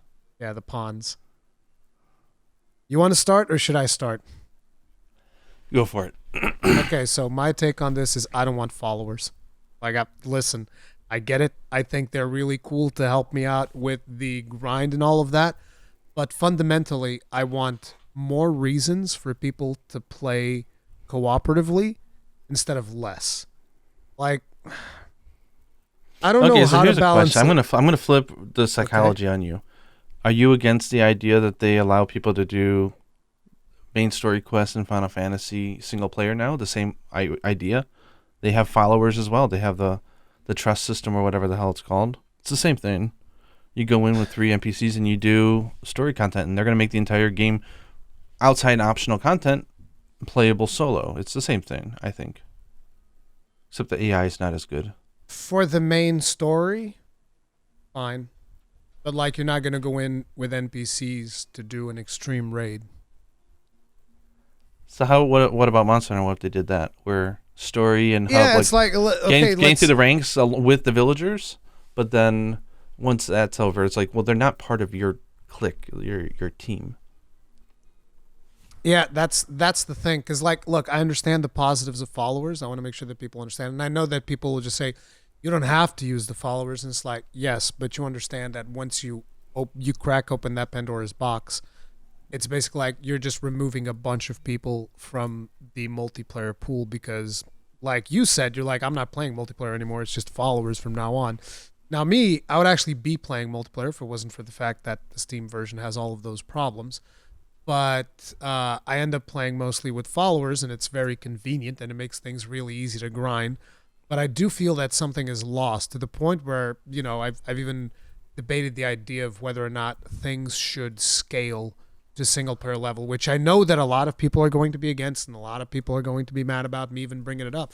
But that is genuinely how I feel about it, right? I liked, for instance, in Generations Ultimate, there was simply, particularly because the Gunlance was also very underpowered, but you simply could not solo G rank. And so that made it so that, hey, I'll just, I'll call a couple of friends and we'll go do G rank. But it wouldn't make any sense for me to go up to my friends and go like, hey guys, I need some help in Monster Hunter Rise Sunbreaks. Like, no, you don't. Why are you lying? You don't need any help. It's like, there's something different about when you actually need help from friends to do things. And it's not like in Monster Hunter, you need a big party. Like, you just need one other person and you can do G rank reasonably comfortably without any scaling involved whatsoever. And again, I understand that this is very unpopular. Don't kill me. Don't crucify me at the stake. But personally, I would rather it have more of a multiplayer focus. And it's like, look, if you want to play in single player, I think it should definitely, most of the game should be playable in single player. But it's just, I don't know. There's something about the scaling of monsters where I just feel that something has been lost because monsters are too easy if you bring 4 players in. Or even just 2 players. It's too easy. It's way too easy. There's no chance. Unless you're playing with a complete random that doesn't know which buttons to press or something. Like if you're playing with someone that even half knows their weapon, just someone who might have watched one of my videos or Gaijin's videos or Eric's video, someone who just knows the very basics of their weapons, you go into a hunt and it's super mega easy. It's not even remotely challenging in any conceivable way. So I'm going to come at this question with a slightly different angle, which is that I think what makes followers interested in Monster Hunter Rise is the fact that they're actually characters. And they feel established and they have personality and they're unique. And you didn't create them, so you want to get to know them better. I think it's fun learning who they are and how they play. Where I think, like in Dragon's Dogma, the point of the downfall, not the downfall, because it works great in Dragon's Dogma, but I don't feel it would work in Monster Hunter, is that they are disposable. Like they are, because they're not characters, so to say. I mean, they might be someone's, original character headcanon, but you won't get that when in the game. They're very, very disposable, literally. Like I threw them off cliffs just to get some new ones because they were one level off from what I wanted or something, right? Or I like this person looks cool. I'm going to throw this person off a cliff and go get them. Imagine Gaijin as the CEO of a company. Your performance is dropping. Pulls out a gun, shoots them in the face. You're fired. And then you turn over with a nice smile and be like, welcome to the new hire, right? Exactly. Take a seat. Wipe off the blood. So I think that having a bunch of characters that people created visually wouldn't be very interesting to hunt with. However, it does get me thinking about a system that I want to see return, which is when you play with somebody multiplayer in the older games, you know how like you'd come back to the hub and they'd be standing there like one of the random people you played with. Yes. Like I still have Kogath in my Monster Hunter Generations Ultimate hub. He's still in there waving his hand at me. Hey, I came back from the quest you gave me, and I still haven't taken it because I don't want him to disappear. But I think it would be fun if you had an area like where you can see the hunters you've connected with and played with, and then send them out to do stuff for you. That would be pretty funny. That is really cool. Yes, that I like. I also think that we need more instances to enjoy our armor sets, our glam, so to say. I think it would be kind of cool if we had like an NPC, like maybe like a housekeeper, like somebody in the town that we can see that's standing there, that we can give them a whole armor set of ours to have them wear it, and like just like not like a trophy, but kind of like that. You know what I mean? Like that would be kind of cool. But or you maybe just design a hunter and have them go out and do tasks like the cats. You had not really like an NPC, but you had the mannequin that you could equip in Iceborne. You don't remember that? You could put a mannequin in your room and you could equip it any way that you wanted. Yeah, and I loved it. It was nice because when we got like the Fool's Energiva set, we put that on it. It would look great. Yeah. Like you should be able to enjoy the visual stuff that you're earning. And unfortunately, you are one body, so you can only have one on at a time. So That would be kind of cool. But as far as followers, I like them with personality. I think that's the appeal. Yeah, I don't know what they're doing, but like I said, I just I have a couple of takes that people don't like. Like I'm also like, oh, I also don't want to see restock come back. Like I don't like restocking. I like the idea of going in and it's like there's a limited amount of things that you have. No restocking. Deal with it. Adapt. Go gather things. Make potions. But that Yeah. is a I very mean, I'd be fine either way, but yeah, I'd be down for that. But anyway, we have one from Omar. Avery and Gaijin love the podcast. We'd love to know what would be your vision for Monster Hunter 6 as a AAA title. Would you prefer it as a classic title, live service, MMO? Do you think they'll expand on world systems? We're going to have raids with 16 players in the same hunt this time. What would you envision as new or returning features? I think this would be more about would you like it to be classic, live service, or an MMO, which is interesting now that you have more MMO experience. I what I think I like is the idea that a new generation is established. Brings me back to like the Final Fantasy 16 topic that we're talking about, where like the establishing start of the generation is like the flagship, right? It's like it's cinematic, it's an adventure, it's very curated, it's well defined, and then from there you can have like the MMO version of the sixth generation. You can have the action oriented Switch Rise version. Like you could do. I think they need more different executions of not MMO of Monster Hunter. Like I would love a Monster Hunter MMO. I mean, they did one before, obviously did, with like, two Frontier of them, and also actually. online, in Yeah. China. So like, would I like to see them do a proper one that was good? Hell yeah. Would that replace the main series? I don't think so, and I don't think it should. But I think it would. So I think to define the genre, I would like to see it to be more classic, like Iceborne. It's kind of funny that I'm calling classic now World and Iceborne, Yeah. where for the longest time I said that wasn't classic because we only had two flavors, right? We had the older style and then we had World Iceborne, but now we have a very new style, which is like Rise and Sunbreak. So I think at this point, looking back and then having played those games recently, it's safe to say I think World and Iceborne are the new classic. Yeah. And I would prefer something in that vein personally. Yeah, I think I want World Iceborne, which is it's almost live service, but not quite, because live service games they tend to like constantly try to hook you to come back with, and they do that a little bit with World Iceborne, but I never felt like it was too heavy handed like a lot of games do. A lot of games really go heavy in on stuff like that. But I like the World Iceborne approach much more. That's the way that I would like it. I don't think I want an MMO of Monster Hunter. Um, I don't know. I never played Frontier. I never played Monster Hunter Online. So I mean, okay, well, like, can you imagine the world map and open world MMO? So, like, you have Poke Village you can go to, you have Kokoto, you can go there, you can travel there, you can fast travel there, you can fly them out to get there if you want, like riders and hunters and stuff like that. And in the middle, you talk to NPCs and you get quests and you can go on hunts, or sometimes you run into just a hunt in progress, like a fate that you need to join. Like, would that be interesting? Is the world? I guess the problem is that we don't know the world of Monster Hunter, which is why I kind of Yeah. want an open world, because we don't know it. Maybe it's kind of boring, and we're like, no, actually, you know what? A hub is fine, man. Like, just give me a village. I, But maybe the universe is really fun. I don't know, and I Yeah, want to know. that's the thing. I don't know what they would do with an open world. Like, sure, I'm down for trying out an open world, but one of the things that I've noticed, especially now playing Crisis Core, is that I really love mission structure of just going like, hey, Yeah, we'll go on this mission, go do it, come back. It's very comfortable. Whereas sometimes Yeah. open world can be extremely overwhelming. But then again, you look at something like an Elden Ring, which is fantastic. I loved Elden Ring. It's massive open world, right? So I don't know. I'm a little bit indecisive. yeah, because like Tokiden had the same problem, right? Like Tokiden 1 was like classic Monster Hunter, one hub Yes. village, and Tokiden I 2 love like it. went all open world, and people were like, yeah, on because Tokiden I don't 2 think the is- world itself was as appealing as Yeah. a curated village was.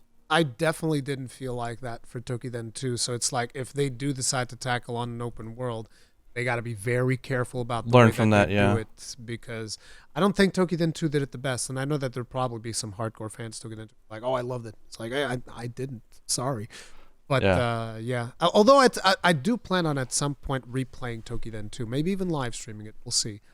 But yeah, that's our take on that. Then we have one from Jan Garuga, who happens to be in our comment section, probably screaming. Do you want Monster Hunter to keep the village hub system, or should it continue with the single, seamless chain of story quests like what Worldborn did? This doesn't include the awful story co-op system that World had. So he's saying like with a proper co-op system. I've never understood what's good about village/hub system, but I can think of several bad sides to it. Since you're older gen players, you might have a different perspective. So this is a very interesting question to revisit at this particular point in time, because I distinctly remember at the start, when we were talking about Rise, it's like, yes, I prefer a million times this over, the separation of village and hub. Prefer this a million times over Worldborn. Do you feel the same way now? I do. I feel the same. I haven't changed. I think the game needs to better communicate what it is, though, because it feels like they're similar, but one you have to do solo. It's like it's not that at all. Like the village is the story of what's going on, and it's like the tutorial. It's the low rank of the game, and then the Gathering Hub is sort of like the sequel. It's like the adventures that happen outside of all that, and I think they don't do a very good job of blending the narrative lines. I think they combine them a little too much, and then it's like, okay, well, if it's the same main story going on in the Gathering Hub and also in the village, then what the hell's the difference besides you're locking me out of multiplayer? It's redundant, right? I'm doing the same quests. I think they need to better clarify, but I do appreciate, and especially because we talked about before, if you remember, not all the consoles have free online. So, actually, that's not much of an issue now that they have followers. Yeah, exactly. And yeah, I still like the separation. I don't know. Maybe I'm just but it's like stubborn. I don't mind. I mean, but it wasn't a big issue in Iceborne because it's got scaling. Yeah. It's got scaling for everything except maybe a couple of quests. But I will say that the co-op was janky as fuck. Yeah. So it's like assuming good co-op where you could maybe like skip cutscenes and that wouldn't be a problem. Yeah, I'd be fine without separation. I personally, I would prefer not having the separation. I don't think it makes sense anymore. I think that just having it the way that Worldborn did, without having the weird thing about, let's both jump into this quest and then I'll leave and join your SOS. And it's like, that is dumb. So if you solve that problem, I'd much prefer the way that World Iceborne did it. Yeah. Although I would add something, which is, I think it would be interesting if throughout the story there would be points at which you would have to play solo, like special quests. Maybe not even mandatory, but like some optional quests that you would get that would give you a special reward or something, but you would have to solo those. I think that would be cool, because then you'd have the best of both worlds, where everybody can join, get together on a hunt, whatever, and you still have the option of bringing, like you said, Monoblos, because apparently you can only do that one solo, so, Yeah, I'm open. I mean, Iceborne outside the jankiness of the co-op was fine, so it's not like the lack of a village separation would be horrific. It's not. I think both work. Both have their merits and demerits. One thing that I will say, though, is you need to have a gathering. I know that, again, this is something that a lot of people are not going to agree with me. Oh, yeah, absolutely. I don't like the fact that Elgato does not have a gathering hub. It is very frustrating for me. Like, I want a village, and I want them to keep doing village like they did for Rise and Sunbreak, though, where you can see the other players in the village. Yeah. But I also want to have a gathering hub, which is just a place where you go to before you go on a mission, because I feel like you lose a lot of the social aspect, because everybody's just running around through the village and then, okay, let's go, let's leave. Whereas in the gathering hub, it feels like there's a cooler social aspect. And I know that it's literally just another map. And it's like, I get it, but it makes a difference to me. Yeah, it's the corporate kind of like, what's the point of getting team members in a meeting room together instead of just on a Zoom call? It's like there's benefits in an action game of having people in the same room. Yes. So I think the problem is that the gathering hubs, traditionally because of the systems they were on or whatever, or because they designed a huge town or whatever, like they didn't have all the functions of the village. But I thought Generations Ultimate did it really well, or Monster Hunter Generations, where the gathering hub area, I mean, I it should have been seamless, but because of RAM and stuff like that, they couldn't do Yeah. it. But like all the functions that you would want from the village are duplicated there in the gathering area, and therefore, like watching everybody run around, some people arm wrestling over there. Or, well, there wasn't arm That's the wrestling other in that thing, game, dude. but We need yeah, arm it's just wrestling. like we need fun little stupid games. We make them ourselves. We're splashing water at each other and Yeah. chasing each other, doing dances. Like give us some functionality for that. Give us easier to use emotes. I don't know, but yeah, Yeah. I think the gathering hub is important, but I think they need to up the functionality. Yeah, but yeah, that's where we land on the whole stuff on the Village Hub system. We have one from Monster Hunter United, where he says, "Which of the older titles do you have the most experience with, and have/are you considering visiting/revisiting?" I mean, I'll start to just say I've recently done it. Last year, me and my daughter played Monster Hunter 3 Ultimate a little bit, not a lot. We played all of Monster Hunter 4 Ultimate up to G4. We stopped before G5. Played all of Monster Hunter um, Generations Ultimate all the way through Atalka, like all the way. So having recently played all of them, so to say. Well, sorry, what was the question? Like, which one would we go back and play? What was the other one? Which one are you considering visiting/revisiting? I'll be honest. Generations, I thought that Monster Hunter 4U would be more enjoyable to revisit than Monster Hunter Generations Ultimate, but I actually had more fun with Generations Ultimate going back and Interesting. playing. So the one that I have the most experience with of the older games, which at this point it's not really an older game because it released not that long ago on Switch. It's GU for sure. That's the one that I Yeah. have the most experience with on the older games because a lot of them were like on 3DS and stuff, and I always struggled to play games on 3DS because your hands start hurting and that stupid little plastic nub can go die in a fire, and I would never miss it. See, you were poo pooing on the Switch earlier. Let me tell you about the 3DS. I can take dumps on 3DS for days. I hate that goddamn console. Although it's a really good console, I will say it. But goddamn, dude, playing that thing over long periods of time, incredibly stressful. Because people are thinking it, I'll say it because it's in their listeners are going, it's not a console, it's a handheld. Whatever, dude. Whatever. I don't care. But anyway, 3DS. so yeah, the one that I would have the most experience with would be GU. The one that I would like to revisit if they ever made a remaster would be 4U because I think 4U still has the best story in Monster Hunter ever, including all the other Monster Hunter games. Like I just really like the sense of adventure that you got with 4U that I kind of feel like we didn't really get with a lot of the Monster Hunter games that followed. There was a sense of adventure, and you're like, oh, we're going to this village, we're gonna take the ship, and then you get to that village, and there's a problem, and then you have to go to the other village because you go through multiple villages and you travel, and that made it incredibly fun because it's a caravan type thing, and it just worked for me. I loved it. I thought it was amazing. So that would be the Yeah. one that I would love to revisit, but I can't. I can't replay it on 3DS. I hope they remaster it because going back to it was rough for us. It was Yes. fun, but it was rough. Yes, I think that game definitely needs a remaster. This is maybe more for Rurikon. No, it's not, because Gaijin is now very experienced in this topic. Which other series, not Monster Hunter, but other series do you think, well, maybe also Monster Hunter included, which other series do you think would make a great MMO? Monster Hunter, Xenoblade Chronicles, etc. I think Xenoblade Chronicles would make a fantastic MMO. Specifically Xenoblade Chronicles X, because a lot of Xenoblade Chronicles games already play like MMOs to begin with. They just happen to be like single player MMOs. So if you were to give me a choice, I think Xenoblade Chronicles makes the most sense. Would I want a Xenoblade Chronicles MMO? No. It's like, would it make a good one? Probably. Would I want it? No. There's too many MMOs already out there.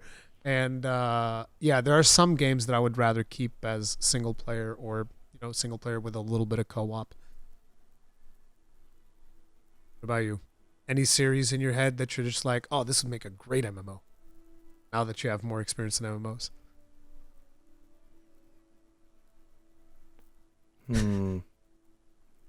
I mean, I would have loved to have seen how the Dragon's Dogma Online was. Oh, Like an actual like modern MMO with Dragon's Dogma could be fun. But that's so much me just daydreaming of things. I don't know if it would be good. It would depend on how it was made. But I just like the setup of the combat was fun. I think with other players it would have been really fun. Other than that, I mean, I can think of like some games I like the character structure in an MMO type feel, but I don't know if the world would be interesting. So it's like it's got to be a mix, right? The world's got to be interesting and the characters. Like for example, like I really enjoyed Three Houses for Fire Emblem. That would be like that's got a very clear class system of tanks and DPS and healing that with the characters, right, that are really interesting. It would be fun to do an MMO with those characters. Not a strategy, but like an actual like action RPG. mm-hmm. So Fire Emblem MMO could be fun, but the thing is, I'm not interested in the world of Fire Emblem at all. Like it's just a bunch of mountains and stuff that people are fighting and killing each other. So like if the world's not interesting, then ugh. So I don't know actually. I like the MMO format though. I'll say now that I kind of, at least from the FF perspective, understand it. I think it's really fun. Here's the thing. But I think I'm still a virgin. I'm not exposed enough to. I don't think you like MMOs. I think you just like Final Fantasy 14. Yeah, I was gonna say that's a very high possibility because I've watched videos of other MMOs and they don't interest me. So Yep. it's like I don't know. Yeah, Final Fantasy 14 is quite unique. Actually, you know what? This is gonna sound super niche and maybe people won't like it, but I don't know. Like, are there a lot of like cute MMOs? Like, Yes. imagine like if Animal Crossing was like an MMO. If that's Yes. a thing, Feline Village Deluxe, I loved.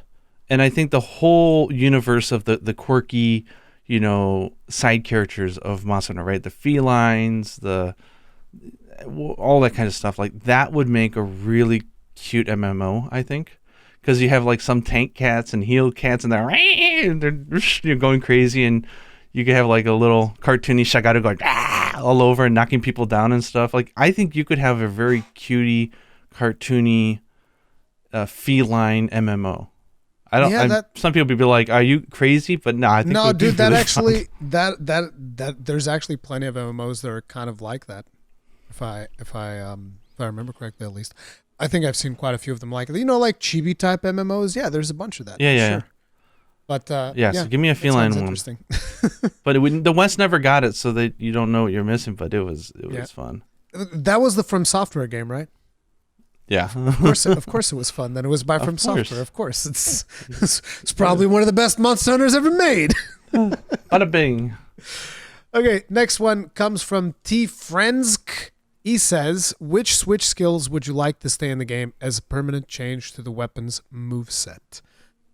I'll start, but it's mostly going to be just like, I guess, gun lance, sword and shield, and I guess I could throw in a little bit of charge blade maybe. Let me think about the charge blade, actually no, the charge blade, there's not anyone that I particularly feel super strongly about, so it would have to be Blast Dash. If I could have one skill that stays as a permanent thing forever, has to be Blast Dash. Blast Dash is just way too cool. So maybe I'm misinterpreting the question, but do you mean like permanent as in they'll feature it in every game, or permanent as in it's no longer an activated skill, it's part of the actual moveset that you can perform? Yeah, it's a permanent change to the weapon's moveset.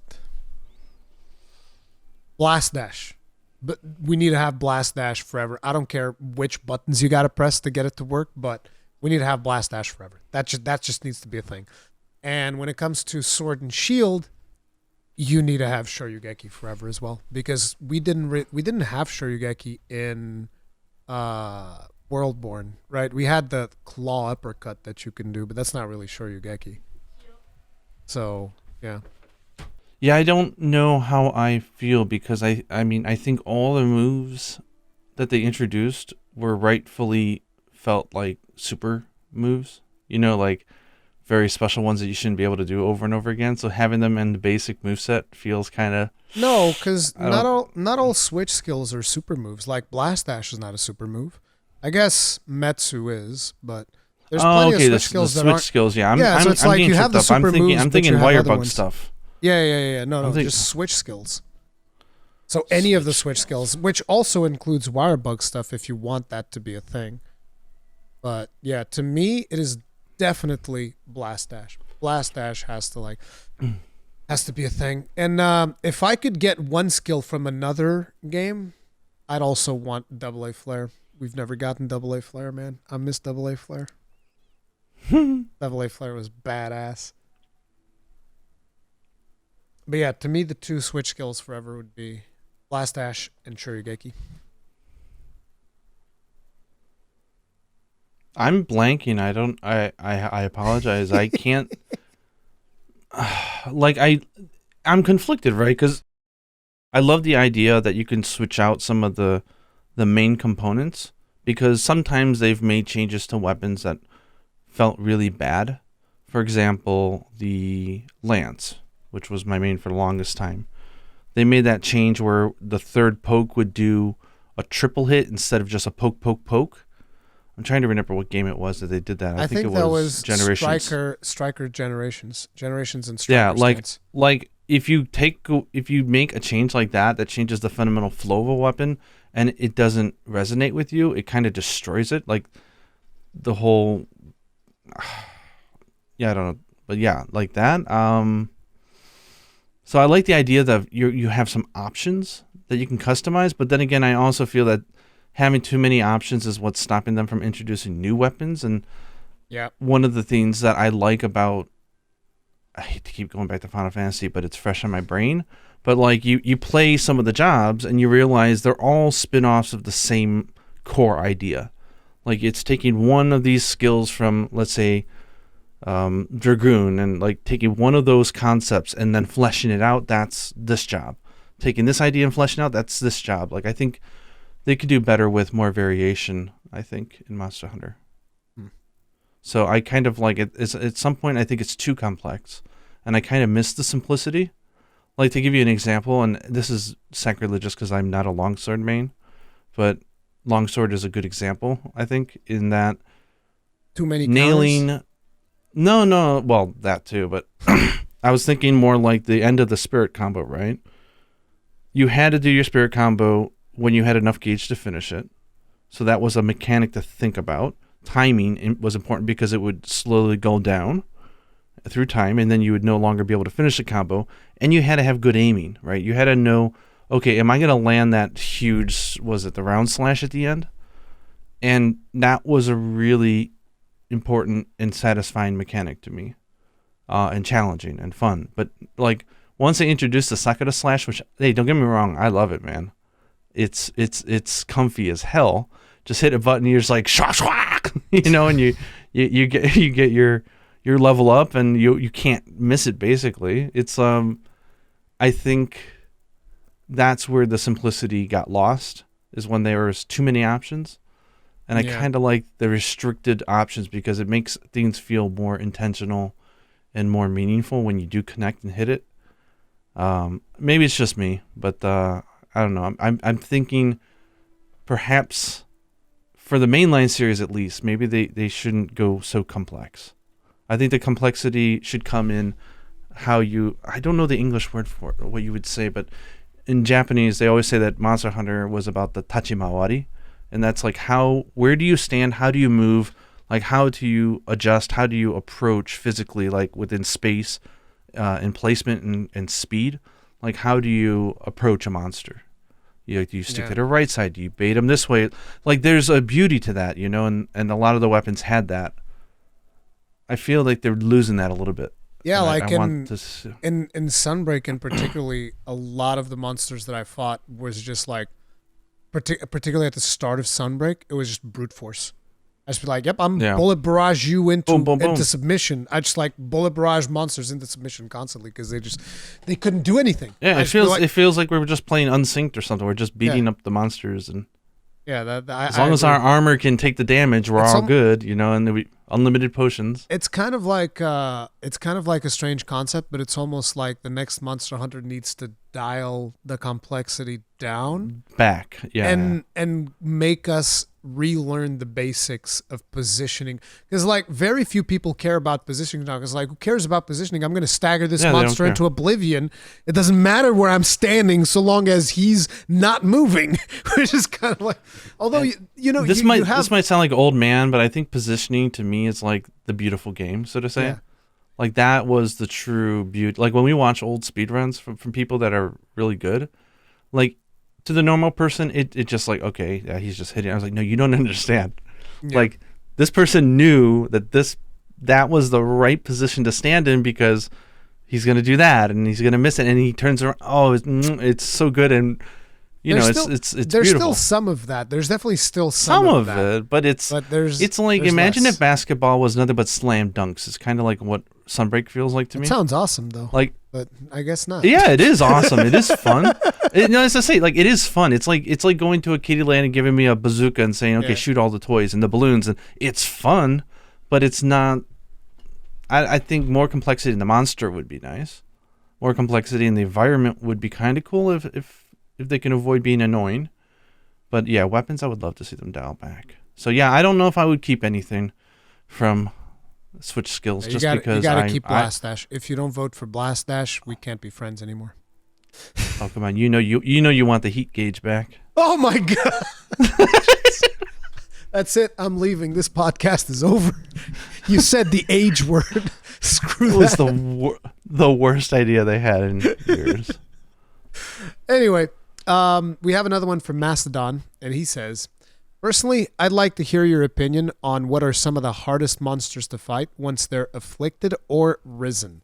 He says that for him, it's Gore and Gold Rathian because they hit like tanks at 200. As far as risen, Chameleos because he likes to use the poison attacks a lot now. You have to answer this because I have not fought in any really risen monsters because I'm not allowed to. My Wait, master you haven't rank's not fought- high enough. You haven't fought risen Chameleos either? That's like my master rank 70 or 80. No, I haven't. Damn. Okay, so Yeah, I could. Now, I'm not bitching about that. I could do some quests and get up there not so hard. Kushala Teo, we've talked about that So a lot. I have a very interesting answer. So for starters, the basic one, the risen ones, so far, Chameleos as well. Chameleos is really fast as a risen, and yes, he spams a lot of poison, but even more annoying than that, he spams his tongue attack way more often, which basically causes me to lose my extracts. He keeps stealing extracts from me.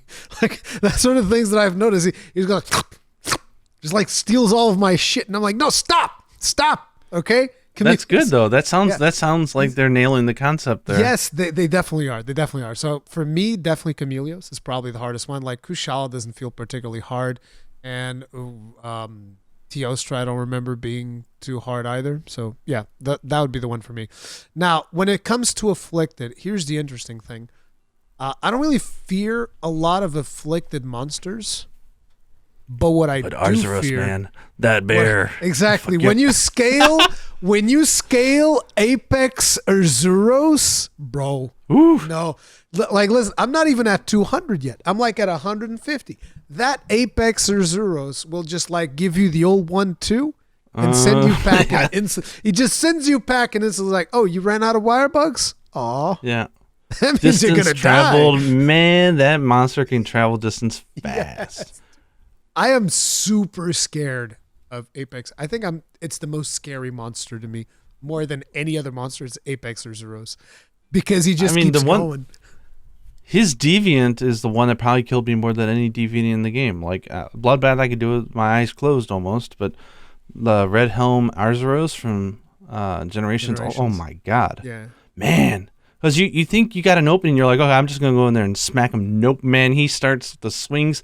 He's covering half the damn arena with his footwork. He tough, man. It's just like, hitting you and just no breathing space at all. He doesn't stop. So yeah, that would be the one for me. In terms of actually afflicted, if I was to bring one, I don't know. I'm more scared of small monsters like Rajang, probably. Because it makes it harder for me to hit with the gun lance properly and makes it very hard to just kind of deal with. So probably Rajang if I had to go for an afflicted, for now at least. But yeah, those would be the ones. Yeah. I'm gonna put a guess out there that Risen Shagato would be very challenging because Shagato is one of those Probably. monsters that has such reach with a variation of its moves that the moment you speed that boy up, oh, that's gonna be rough. Yeah. What do you guys prefer, wyvern riding or mounting? This is from Xenocloud, by the way.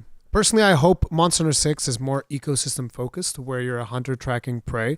Though I would like Switch skills and some of the quality of life to carry over from Rise to 6, I just feel that wyvern riding doesn't feel like something a hunter would do if you were to live in the world of Monster Hunter.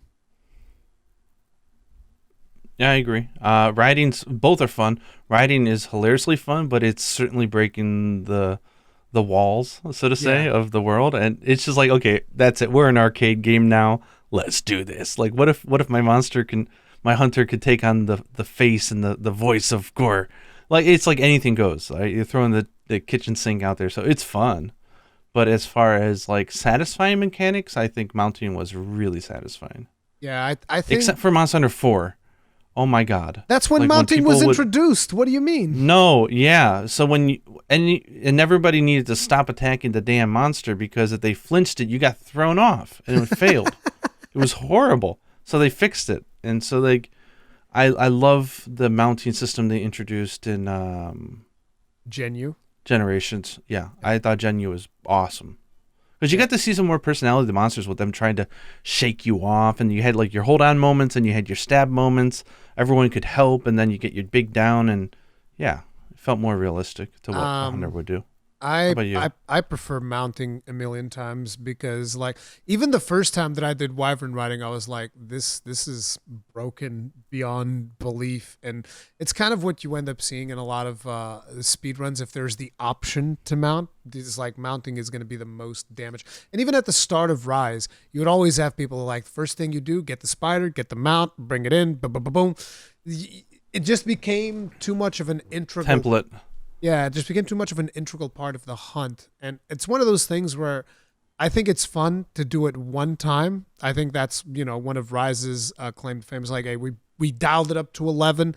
You can ride monsters now. It's Wild West. It's the crazy times. You And can it's cut like, off a tail and throw it at Yeah. another monster, you know? it It's was it was cool. It was a cool thing to experience once. I don't want to see Yeah. it come back. That and like I said, Wirefall. I don't want to see Wirefall come back either.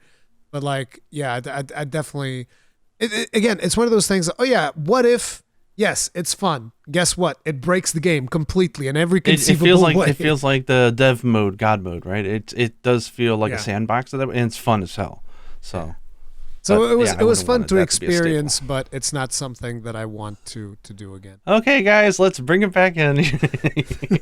Got a little carried away there. Okay, and this is the final question. This is not all of the questions that were posted, but these are the ones that I selected, guys, because otherwise, we could be here. Yeah, so for if you like, didn't get selected, you could just days. hate on Rory and yell Yeah, at it's him fine. in the It's comments and my tell him, fault. what the hell, man? I'll take it. I'll tank the damage. I'm the tank, so that's all good. This is by Milch After Moi, involve. and he says, "Tell us the story of how you started gaming and what role it plays in your lives." So, I started gaming, I think, when I was 7 years old because my father bought a computer, and then he taught me the most basic command prompt commands to like launch Space Invaders. So I was like, yes. So that's what I do. I just play Space Invaders, and that was pretty much it. And then eventually, I think that my parents bought me a Mega Drive, which is the Sega Genesis of Europe. Yeah. And I think one of my favorite games on there was Golden Axe. I liked Golden Axe a lot. Golden Axe was a lot of fun. But yeah, that's kind of like how I got started. Now, the role it plays in my life, well, I'm a content creator. I talk about video games all the time. That's the role that plays in my life. I just play video games all the time. It's fun. It's great. Love it.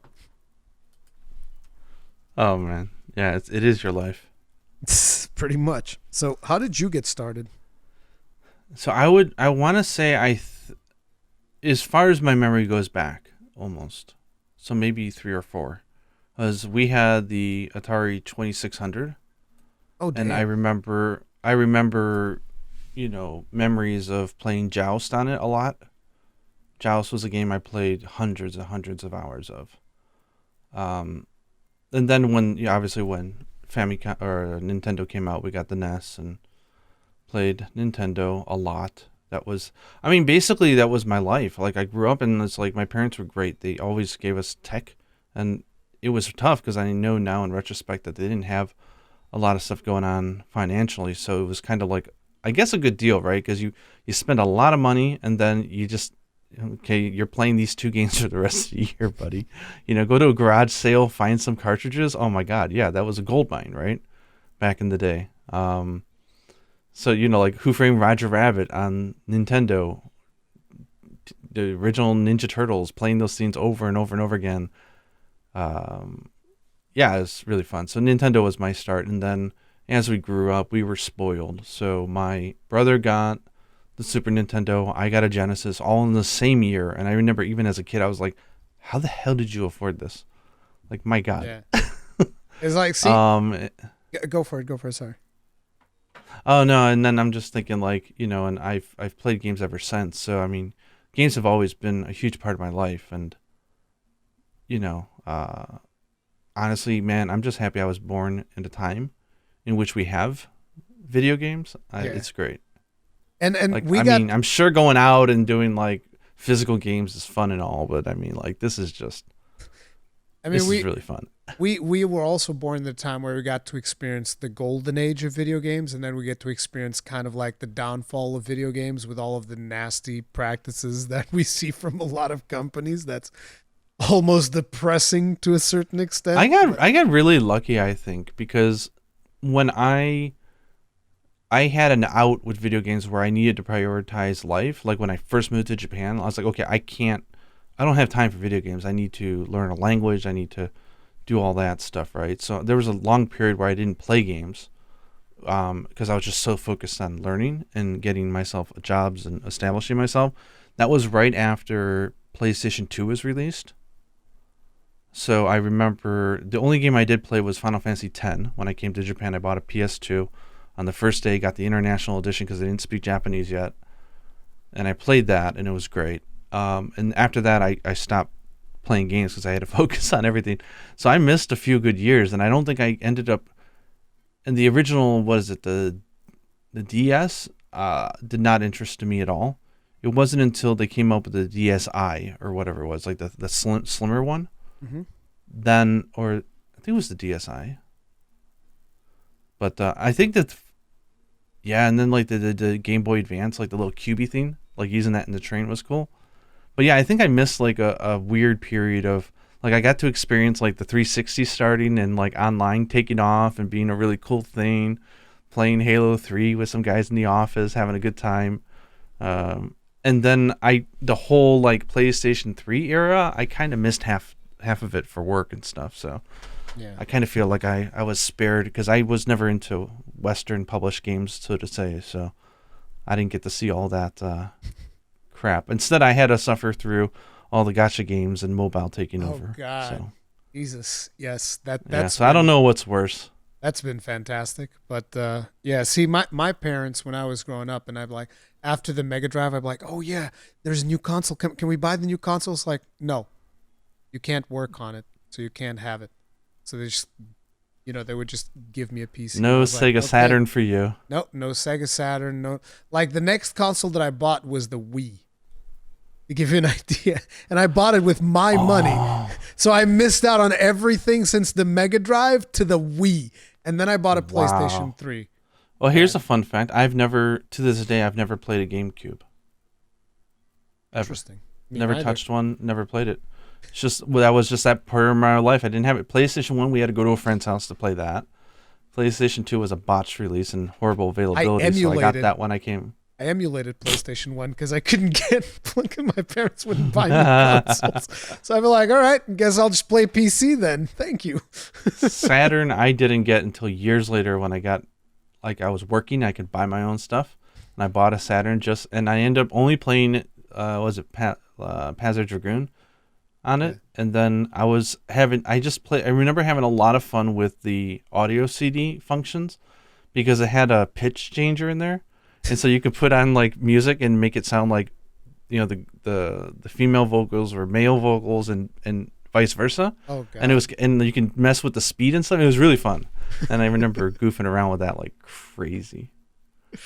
So yeah, we were born in a good time for gaming because we get to see how it all grew and everything. It was I'm really blessed to be growing up in the 80s, I think. I'm very sad for my child. Like by the time he comes into age to hear about video games, it's all going to be gotchas and disgusting money grab schemes because that's kind of like the direction we're going, unfortunately. Although 2023 is looking like a decent year for some games, but we'll see. But anyway, team, that was Big questions. all the questions. Thank you very much for everybody that participated. Thank you all for hanging out with us throughout 2020. We'll see if I can keep pulling Gaijin away from Final Fantasy 14 every now and then. Yeah, because like what's going on? Like you're like, oh well, you're addicted now. You just started. It'll start to get down. You'll get into maintenance mode. I'm like, that's not happening to me. Yeah, exactly. That never happened. It's been 3,600 something hours. Like it hasn't happened yet. Yeah, it's weird because like usually most people that get into MMOs, they get them into maintenance mode at some point, and Gaijin never got to the maintenance mode part. Yeah, I've just been like pedal to the metal since day one, and it just has not stopped. It's pretty. And wild. I don't see it stopping. Does that mean that so I'm kind of happy that like the next big Monster Hunter game won't probably be coming out next year. It'll probably be like right at the like January-ish, like the next in 24. I'm happy because this addiction has not slowed down. You're happy? You mean you want Monster Hunter to come out right around the time the next expansion of Final Fantasy 14 is fresh? Is that what you're saying? No. I want Monster Hunter 6 in like February 24 or March. That'd be great. Gaijin's like, we need to push it back, boys, because I still have a lot of Final Fantasy 14 to play. And all the Monster Hunter fans are like, what do you mean, Gaijin? Shut up, Gaijin. No, I'm if it's gonna be like, you know, Iceborne-ish type, I'm excited for the next Monster Hunter game. I think that will be what gets me to go into maintenance mode because I'm excited for it, and I think that will be a good excuse to put the game down a little bit to go play it. I think there is something to that in which like at this point your brain might be going like, well, what's the point in going into maintenance mode? It's not like I want to do anything else right now, right? Yeah, it's do you want to grind to level 180 in the curious quests? No. Okay. Well then, I mean, have fun. Even me, like I'm enjoying them a lot, but that's also because I'm taking them very slowly. Like I constantly hear people say that, oh, I don't like Sunbreak anymore. I can't deal with this grind. And I'm just like, don't deal with the grind. I don't. Don't. I stop playing and I play other things, and then every now and then I go back and I play some more. Like I've actually been doing some of the grind recently because I just decided like, look, there's a high potential I'm never going to get to 200 anomaly rank in my current Monster Hunter save. So I will just do the cursed quests that come my way and have my fun that way. It's like, look, it's not 200, it's 150. Whatever, right? Because what's the number? No, it's like I want to do the 200 ones, but the grind I feel is too much. So I'll just do the 150 ones and it's whatever. And then eventually I might reach it at some point. I might not, but I'm not forcing myself to do it, which I think is important. Don't force yourself to do anything. Because that's a healthy idea. way to play, yes. But anyway, that is going to be it for this episode, team. Happy holidays for everyone. Merry Christmas if you celebrated. Happy New Year and all of that jazz. Thank you all very much for hanging out with us. And we'll see you guys in the next one. Stay strong. Stay safe. And have a safe and happy holidays. Yeah.